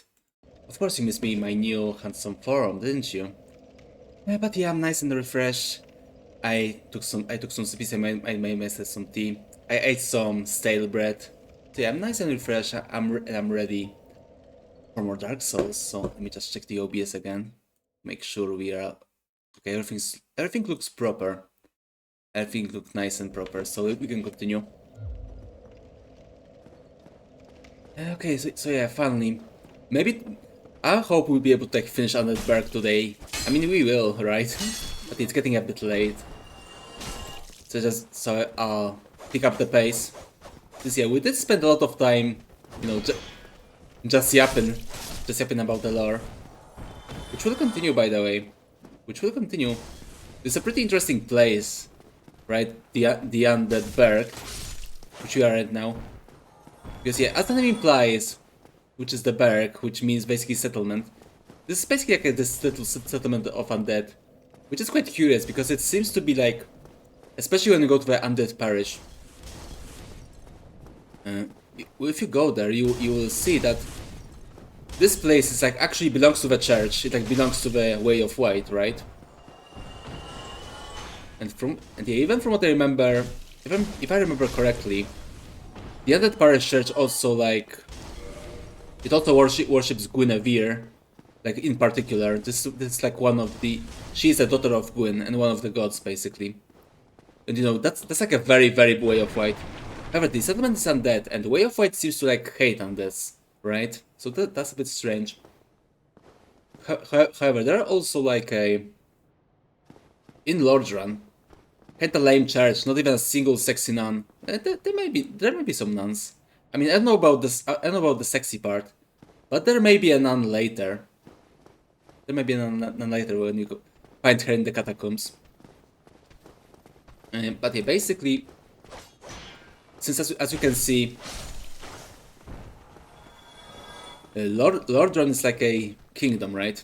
It's like a special place, right? That's where Anor Londo was, and when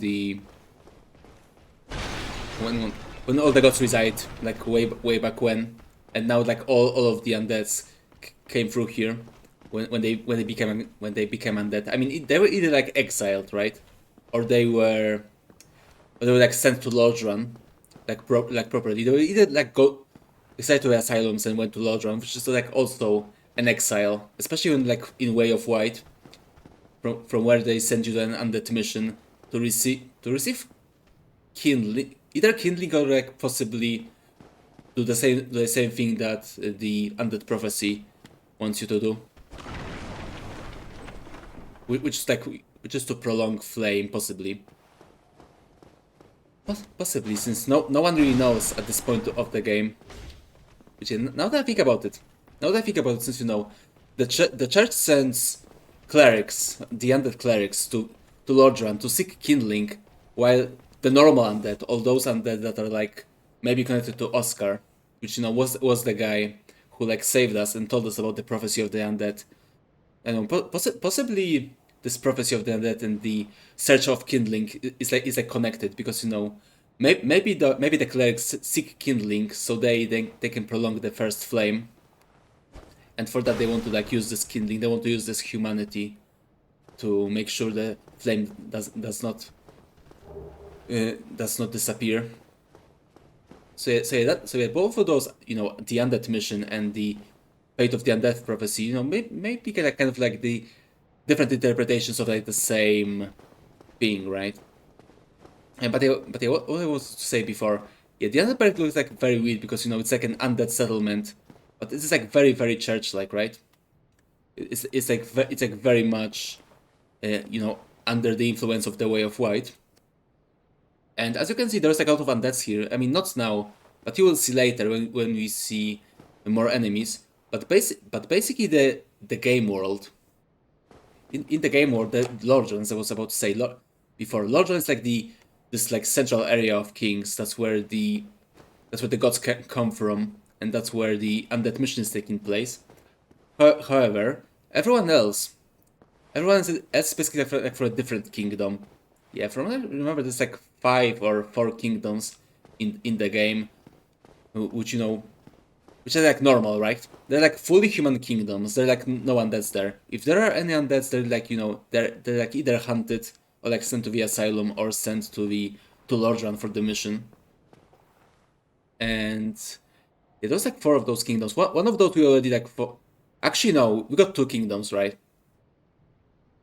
We got Astora. That's from where Oscar. That's where Oscar is from, which apparently was also an undead. Yeah. He's undead. Yeah. That's why. Yeah, that's why he's undead. So that's why he knows about the prophecy. So there's Astora, which is like this noble place. It's like this, you know, most noble place, like most worshipping of Lord Gwyn, from what I remember. There is, aside from that, the other kingdom we found, or you know, we found a person from that kingdom, you know, which was Petrus. It's a Foroland, which as we established, it's like the Vatican of the series. It's like the main seat of the Way of White. So that's where the clerics comes. That's where the clerics come from. So I assume that when you like start the game as a cleric, or maybe even as a knight, then you like possibly go from Portland. And there is also Bolden and Berenic, but we don't really like know more about those kingdoms.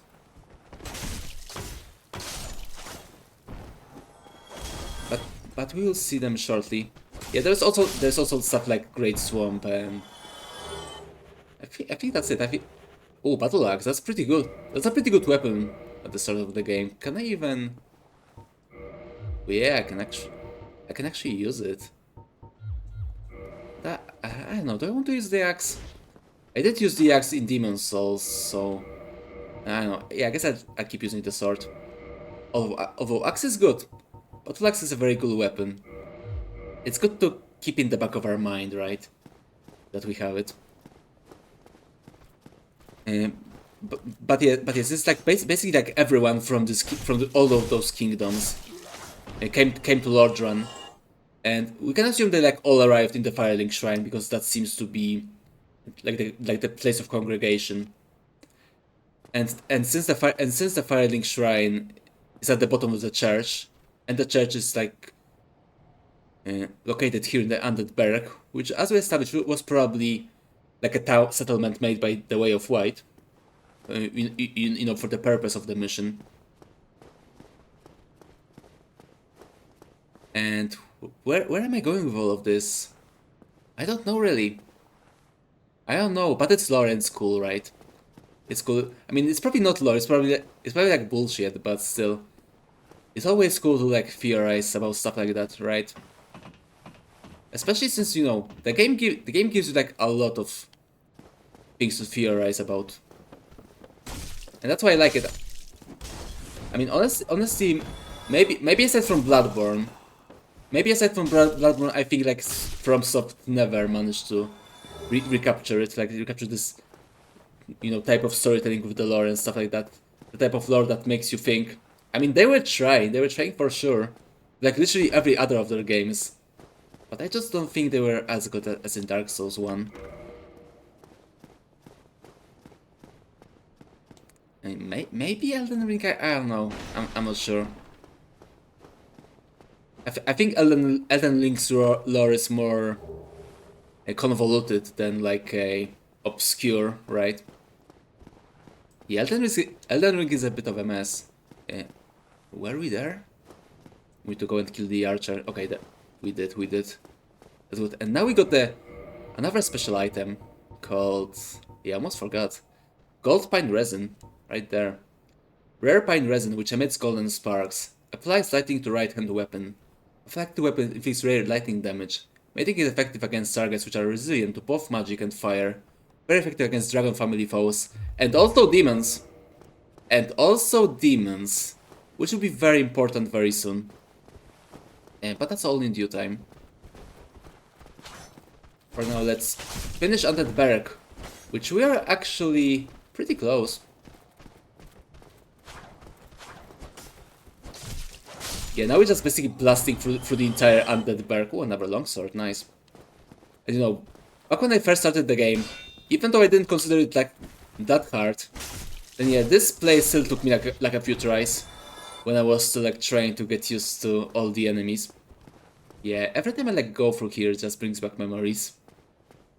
Yeah, I still remember where I was. I still remember where I was when I was playing the game for the first time. And I was at home, by the way, in case you're asking. Also, there's danger here. There is danger, so let's be very careful and very sneaky. So this is our first Black Knight, which some people basically compare to Red-Eyed Knight from Demon's Souls, but I don't agree. I don't agree. Those guys are stronger. However, they are also easier than the Red Knight. And why are they easier? You'll see very soon. Let me just go and be sneaky. Hope I can do it. Ah, fuck! Too late. Okay, that was fucked. Have to do it again. Oh no! Wrong button. Fuck! Oh god. But yeah, basically you can do this.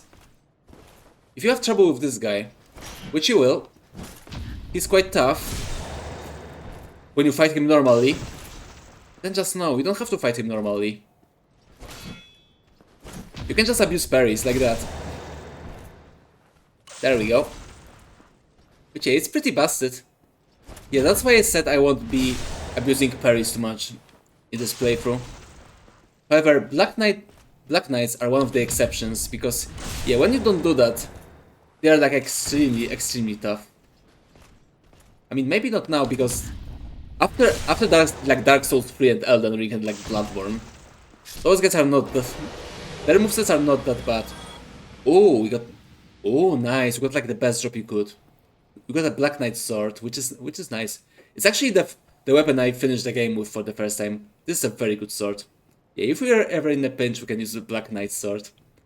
Yeah, you can like upgrade it like all the way through. But it like lasts you for the whole game if you play your cards right. So yeah, very good. And also a Titanite chunk, which is a rare upgrade material. It's basically like the tier 3 upgrade material, which is also the hardest to come by. So it is like a very good that you find it. And yeah, chunks are hardest to come by because they're basically there are like 4 types of chunks, or 4 types of Titanite. There's Titanite shard, twin Titanite shard, Titanite chunk, and Titanite slab. And the difference between those is that you can actually go and buy Titanite shard and twin Titanite shards. However, you can't buy Titanite chunks or Titanite slabs. Those you can only like either farm or just find, just find in the world. And yeah, there's like I think there's like enough of them to like upgrade your weapon. But just to be safe, it's always good to. It's always good to get the chunks as early as you can. That means you can just upgrade your weapon earlier, which is nice. Especially when you know where to find the embers, so you can so you can actually like use them. But that's for later again. I'll be telling you like all the time. That's for later. Because yeah. Unfortunately, a lot of systems in Dark Souls like show themselves very early. You can like see the signs of them, even before like actually starting to use them. Because yeah, the game like very opens up later. For now it's quite basic, but don't worry, it gets there. It gets there eventually. Titanite chunk for weapon reinforcement, not found outside of Lodran, which is quite interesting actually. Yeah, I guess that's why you can buy it, because it's not like native, right? Actually, no, I read it wrong. It is actually a type of material from Lodran. That's why it's always here. Okay, I see. And yeah, it reinforces standard weapons to +14, which is basically the maximum before you have to use the slab. So yeah, for now we don't have to have a use for it, but don't worry. Later it will be very useful. It'll like make our life much easier when you finally get to them. With the discovery of chunks in Lordran, the race to locate the legendary slabs has begun. But could they be mere myth? I don't know. Are Titanite slabs myth? I guess we'll see. Oh, look at the 60 FPS fire. Yeah, look at this, so smooth. The SP is just corpse. Blue Tearstone ring.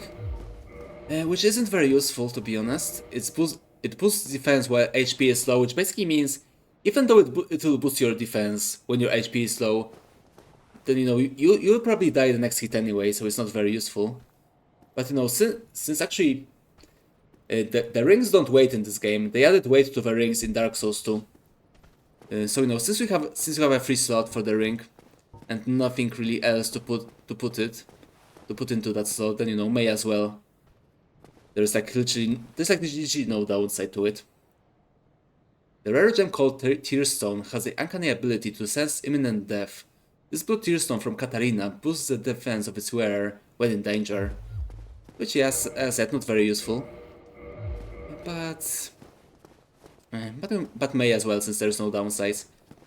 The other type of that ring called surprisingly red Tearstone ring, which boosts your attack while HP is low. It's actually like much more useful, especially in like glass cannon builds and stuff like that. Okay, here's another trap. There we go. Do your thing. Perfect. But yeah, basically when you like know how to play the game, when you know where everything is, it's basically like playing the game like being a psychic, which is quite funny. There's a door here, by the way. Is it open? No, it is not open. If only we had a master key, maybe it would be. And don't worry though, we'll be here soon enough. Come on, go here. And do I have... Oh, I didn't set it. You have to set it here, it's very important. Yeah, we'll finally use the gold pine resin in a bit. But that's for later. First we need to find our first crystal lizard, which is probably like, to my knowledge, this is like the only crystal lizard which like activates only after you destroy a barrel, because you know it like hides there. Oh, we also got like a very good haul. 2 Twinkie Titanites and 2 Titanite chunks, or you know, 1 Titanite chunk. But yeah, we have like 2 in total. But yeah, that's like a very good haul. A very good haul for the beginning of the game. And yeah, Twinkie Titanite shards, or you know, Twinkie Titanites are used to upgrade special weapons. Mostly both weapons, but you get the idea. Because you can't use those, you have to use these instead. Which, you know, that's fair. After the Titanite was peeled from its slab, it is said that it received a special power, but its specific nature is not clear. I wonder. Okay, now we have to try... Yeah, we have to like try to get a... Still not. Okay, there we go, now I have a light roll. Yeah, I have to like break my own rules here for a bit, and instead of playing with the shield... Actually, I can do this. I can do this instead. Yeah, there we go. Can I put like something else? Because you know, it's still armor, right? It is still armor. Okay, no. That's the most like I can get. Okay, that's fine. Because yeah, I'll have to break my rules a bit, as I said. And do some roll slop, basically. Or, you know, play the game like it's roll slop. Because yeah, there are basically 2 ways to fight the next boss that we're going to see. You can either like bait the boss to this tower. You can like go here into this tower and then jump in. You could like both combine your jump attack and plunge attack and just damage the boss in a big way. Just like we did in the Asylum Demon. Also, I just noticed you can like see to the inside of the tower from here. I didn't notice that before. Pretty cool. Or you can go and fight the boss normally, which is all I will do. I mean, I can do the normal way because that's how I did it the first time I played the game. However, my method is faster, and you know, and I'm always doing it right now because my pride will not allow me to use the tower now. See, Look at the sheer damage. Yeah, see, that's why I wanted this resin. Yeah, theoretically you don't have to like even get that key. And like go to that place when you found the resin. Oh, he actually didn't hit me. I was so lucky. There we go. There we go. Perfect. Yay, victory achieved. Formerly known as You Defeated. That's actually not a joke, that's how it... in the first version of the game, before Prepare to Die even, like very first version of the game, you could buy on Xbox 360 and PS3, your message you would get was not a victory achieved. It was You Defeated. Which, you know, holy English. But, you know, so much so. I'd actually prefer that because you know, You Defeated, even though it's like a junky English, you know, it certainly hits different, right? It certainly does. Also, here's another very rare corpse hidden by a barrel, or a crate rather. Okay, there's nothing else here. But yeah, we did it. We killed the boss. We're just that good at the game. And here you go. I don't know, guys. I'm not feeling those burn marks. I'm not feeling those burn marks at all on this bridge. Actually, it actually looks very bad in this version. It looks extremely bad. I mean, I remember when I played this game for the first time, in the original version of the game, or the Prepare to Die edition rather, because I actually didn't play the original one. I played the Prepare to Die edition, which was basically like improved version of the game with the DLC you could buy in the box, which is how I got the game. But if I remember, like those burn marks were like a bit more. Yeah, now this looks like some smudge shit. But those burn marks in the old version just looks like, you know, actual burn marks. And not that blur. And there it is. There he is. There is the meme man, the Sunbro, Solaire of Astora. Yeah, look at him. Look at this guy. Look at the chat physique. There we go. So cool. Ah, hello. Yes, look at the sun with him. Hello, far from it. I am Solaire of Astora, an adherent of the Lord of Sun. Yeah, the famous guy. Undead. I have come to this great land, the birthplace of Lord Gwyn. Everyone's friend. His very own son. You find that strange? Well, you should. No need to hide your reaction. I get that look all the time. Why though? I mean, everyone should look at their son, bro, with awe, right?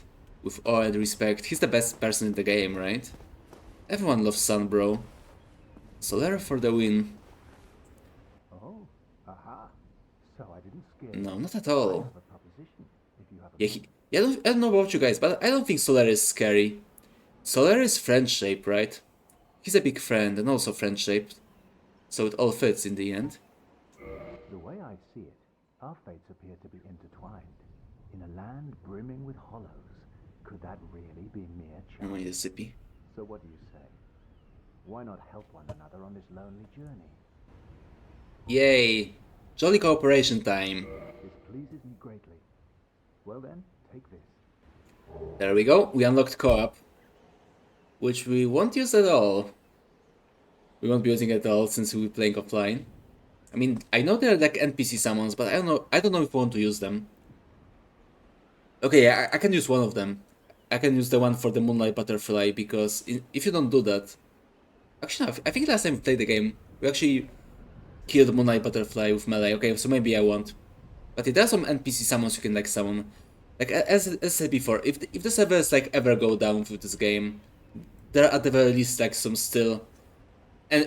both NPC summons and NPC invaders, you can at the very least get a taste of how the playing the game online looked like back in the day. We are amidst strange beings in a strange land. The flow of time itself is convoluted. There we go, here's the line. Hollows, centuries old, Is that the thing? in and out. The very fabric wavers, and relations shift. Dark Souls lore masters in There's no telling in how much shambles longer right your now. world and mine will remain in contact. But use this to summon one another as spirits, cross the gaps between the worlds, and engage in... Jolly cooperation, exactly. Of course, we are not the only ones engaged in this, but I am a warrior of the Yep, sun. everyone's cooperating, right? Got my summon signature easily by its brilliant aura. If you miss it, you must be blind. Yeah, the only downside of Warriors of Sunlight is that it is quite hard to join them, because you can join them. You can also be a Sun Bro. I mean, you can use the soapstone, right? You can use it if you want to, but you won't be a Sun Bro. But if you join these Warriors of Sunlight Covenant, then you can be a Sun Bro, and your sign will be golden instead of white, which is very cool. And you can actually go and join the Sun Bro if you want to. Here it's there, see? At the end of the bridge. If you go there, you will find an altar of sunlight, where if you have enough faith, if only you have enough faith, you can join the Sun Bros Covenant, be a Sun Bro yourself. But first you need to go there, which may be complicated, and you'll see why. But first, more reading coming right up. Be summoned to another world as a phantom through your sign, and defeat the area boss to acquire humanity. In Lord Run, the flow of time is distorted, and the white sign soapstone allows undead to assist one another. So basically this is their excuse. Why can we summon like Black Iron Tarkus and some people who should be dead, like later in the game as well. So basically that's their reason, because time is convoluted. Okay, Miyazaki, if you say so. I guess time truly is convoluted. Oh yeah, I think Solar has more dialogue actually. Yeah, do you have anything else to say, Sun Bro? Oh, hello there. I will stay behind to gaze at the sun. The sun is a wondrous body, like a magnificent father. If only I could be so grossly incandescent. There we go, here's the grossly incandescent lie. Yeah, we did it, guys. I think we managed to get through all the memes. Actually, no. That's like the first one, actually. We still need to find the dad. We need to find the giant dad. You know, it's very important if you're doing a tour of Dark Souls. It's very important to show people their giant father. But that's for later. Oh. Okay, so that's all the dialogue of Solar. Okay, so we did meet the Sun Bro. I guess we can like stand here for a bit more and look at the sun if you want to. Keep him company. I can like maybe use a funny emote or something. Yeah, I can point at the sun. Yeah, see? There we go, that's the sun. That's how it looks like. Very cool. Okay, I'll leave Solar to himself. I'm sure he'll be fine. We will meet him later, don't worry though. If you're a fan of our Sun Bro, then don't worry. Soon enough we'll see him. But first, let's go through this non-suspicious bridge. We need to be fast. Don't mind the bodies. Don't mind the burned bodies right here. Yeah, now that I look at it, this bridge really looks bad in remastered. I mean, the textures weren't as bad in the original game that I can remember. Okay, it looks a bit better here. Yeah, remember it looks like much better. Okay, so again, do you guys want to go and join the Sunbro Covenant? Come on, it's right there. What's stopping you? What's stopping you? Could be the dragon? I don't know. You see? Okay, for now let's leave the dragon. Yeah, actually been considering. Should we try and go to cut off the dragon's tail? Because one of the exploits in this game, if you can call it that, is that you can live through here, right? And let's see if we can find them. Yeah, don't you come from... Yeah, from here. You can see the tail here, right? And you can cut it off. You can totally cut it off if you want to. Just use bow and just shoot the tail until it drops. See, it's that easy. It just takes like 100 arrows or something. So yeah, I've been thinking about trying to get a Drake tail sword. Because yeah, that's how the game works. You cut off the tail, you get a weapon. I thought about getting the tail Drake sword. But, you know, just to show it to you, because the weapon sucks balls. It's basically a noob trap. It's like a bit powerful in the early game, and then it like drops hard in effectiveness, like when you go to the mid game. So yeah, I know. Maybe one day. Maybe next time I'll show you. I don't know, because it takes a lot of time and just not worth it at all. You know, if I would do it, that would only be for the sake of showing it to you. Also, I just remembered. Found the Black Knight sword. You know what that means? More lore. Also, yeah, I think the Black Knight sword is like a good baseline of stats to like go for. I mean, I probably won't be using it, but I can try to reach the stats it requires. But that's for later. Greatsword of the Black Knights of who won the Lord Run used to face Chaos Demons. The large motion that puts the weight of the body into the attack reflects the great size of their adversaries long ago, which were dragons by the way, so that's why they're so big. So big and thick, one may say. Of metal obviously, and here's a shortcut. Yeah, that's like the very first moment of the game, I think for most of people, when they like look at it and say, yeah, this game has pretty cool level design, right? Yeah, it's pretty cool, that's true. Okay, for now we need to get some rest. Repair everything. Let me also... Actually, no, I won't be using too much the other souls I've collected. See, we go... See, after finishing the next section of Undead Barrack, because, you know, even though we did kill the boss, we actually didn't finish the area. There is still more to the Undead Barrack, so... yeah, basically when we reach that point, we will also have to go and spend some money. That's for a bit later. For now, give me 100 stamina. And... yeah, that's fine. I accept that. Okay, now we have 100 stamina. Now we can swing for longer if you want to. What do you want to check? I want to check something, but I forgot. I forgot, it's over. Yeah, what? Oh, I remember. I want to see how many souls I have. That's not many souls. That's not many souls at all. Yeah, you know what, I'll go and kill those guys. Because as I said before, we're going to need souls very soon. And I'm not sure I'll have enough from the next area, so let's just go and get those guys. They're basically free souls right now. I mean, we already bested them, right? Like multiple times. So what's the next time, right? What's the next time to add to it? See? We got caught by the shield. Yeah, kicks work very good on those guys. Come on, there we go. There we go. That's not many souls, but oh, that Titanite shard. That's also very good to drop. Yeah, that's our first. That's our first upgrade material, and basically we did like 9, if I remember correctly. We did like 9 of those to like upgrade the weapon to the next tier. So yeah, we're gonna do that eventually. But that's possibly in the next stream. Because it's been actually pretty late. Yeah, I actually spent much more time than I thought.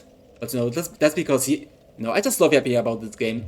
As I keep saying, this game has just a very interesting lore, and there's just so much to talk about. I mean, this is one of my favorite games for a reason. It has great gameplay. It has a lot of ways to play. And it also has great lore that really makes you want to try to learn it, right? Or at least understand it in some way. But yeah, of course we will try to play the game again. Of course, this is not a checking out stream. This is a actual playthrough stream, as I said before. And next time, hopefully, I won't have to like explain a lot of things. I won't have to explain like a lot of basics about the lore and about the game. So I assume the next stream will like go a bit faster. We'll make much more progress. Maybe we'll be able to like ring the first bell even. Who knows? Who knows, but for now, yeah, it's getting very late, and we're like already past a lot of time, so it's getting very late, I'm so sorry, so we'll finish for today. At the very beginning of the game. But don't worry though, as I said before, we'll pick up the pace next stream. This was like a lot of, introduction to the game and its concepts and stuff like that. So I hope you guys enjoyed it. I mean, I assume most of you played Dark Souls once, so and I assume you already know that stuff. But if you did not, if it's like your very first time you ever see Dark Souls, then I hope I made the game interesting for you. Because as I keep saying, I love this game. It's my favorite game ever, and I really, really enjoy it. So I hope you guys, I can like share some enjoyment of that game with you guys. And I hope you enjoy the stream. I hope you also enjoy my new form, because you better enjoy that new form, because that's all you're gonna get for at least the next few months, while I'm trying to make a new form, even better one than this one. But yeah, I still spent some time with it, so I hope you guys like it. I hope you guys enjoy my new me, my new self, my real self, even possibly. But yeah, that's all I have for today. The next stream will be on Saturday. We're going to have a morning stream. If I remember correctly, that was... Let me check. Let me check my schedule again. Yeah, it will be on 10 a.m. GMT. Oh god, there's a... Oh, I just noticed. I have a error in my schedule. It says PM, but it's not PM. It's actually AM. it's actually AM. So yeah, I fucked up. So yeah, basically. So yeah, my schedule says that my next stream on Saturday will be at midnight, basically, but that's actually not. It will actually be at 11 a.m. 11 a.m. Central European time and 10 a.m. GMT. So yeah, we'll have another morning stream.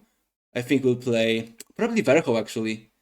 I actually want to like go and finally progress Verho, since we've been like tiring out that game for at least a few months. So yeah, I want to like go and finally go and finish it. So yeah, that's probably what will happen. That's probably what's gonna happen on Saturday. Maybe something else. I don't know. Maybe something else. There's a possibility that maybe even two Saturday streams. Although I don't think so. That's like a very, very small chance. I assume I would like to just have finally a free day, because last week I really couldn't. On Friday I had guests, and on Saturday I had a big call up last week. So maybe I'd rather use this week to just relax. But we'll see. We'll see. As I said, you have at least one more stream guaranteed, which is Saturday morning with some indie games, which is gonna be fun. And yeah, next week will be... I don't know what will be in the next week yet. All I know is that next Saturday is Valentine's Day, so I have to like prepare something for you. Because you're my viewers and I love my viewers, so I need to give you something for Valentine's Day, and by something I mean The Sims most probably. I don't know why it's became a tradition. I mean, it happened only like once, but also on Valentine's Day. So I guess you can make it a tradition if you want to, right? Yeah, I guess that will work quite fine. But yeah, thank you guys for stopping by. I hope you guys enjoyed the stream. Hope you guys had fun seeing me in Dark Souls. I hope, as I said before, I hope I managed to sold some of my passion for this game for you. So I hope you enjoy my stream. I also hope you enjoy my new form again. And yeah, I hope you guys have a nice time. Thank you all for watching. Thank you for chatting. Thank you for lurking. Especially thank you Severin. Thank you Lawbringer. Thank you Flanzen. Thank you Fab. Thank you Safius. I hope I finally pronounced that correctly. Thank you Misty. Thank you Deus Ex Logic. Thank you Seikon. And that's all. Thank you all for chatting. I hope you guys enjoy chatting with me. So that's all I have for you for today. See you on Saturday, as I said. And I think we're going to raid Big Dave, since I think he just started. Actually, no, I think I'm sorry. I think he's called Archduke Dave now, and he's playing routine. It's, from what I understand, this is like supposed to be this 80s inspired horror game. So yeah, let's see how he's doing. It's been a while since we raided Dave, so let's see how he's doing in his horror games. Okay, as I said, I'm starting the raid. let's go and say hi to Dave. And I'll see you guys on Saturday. But yeah, that's all. See ya.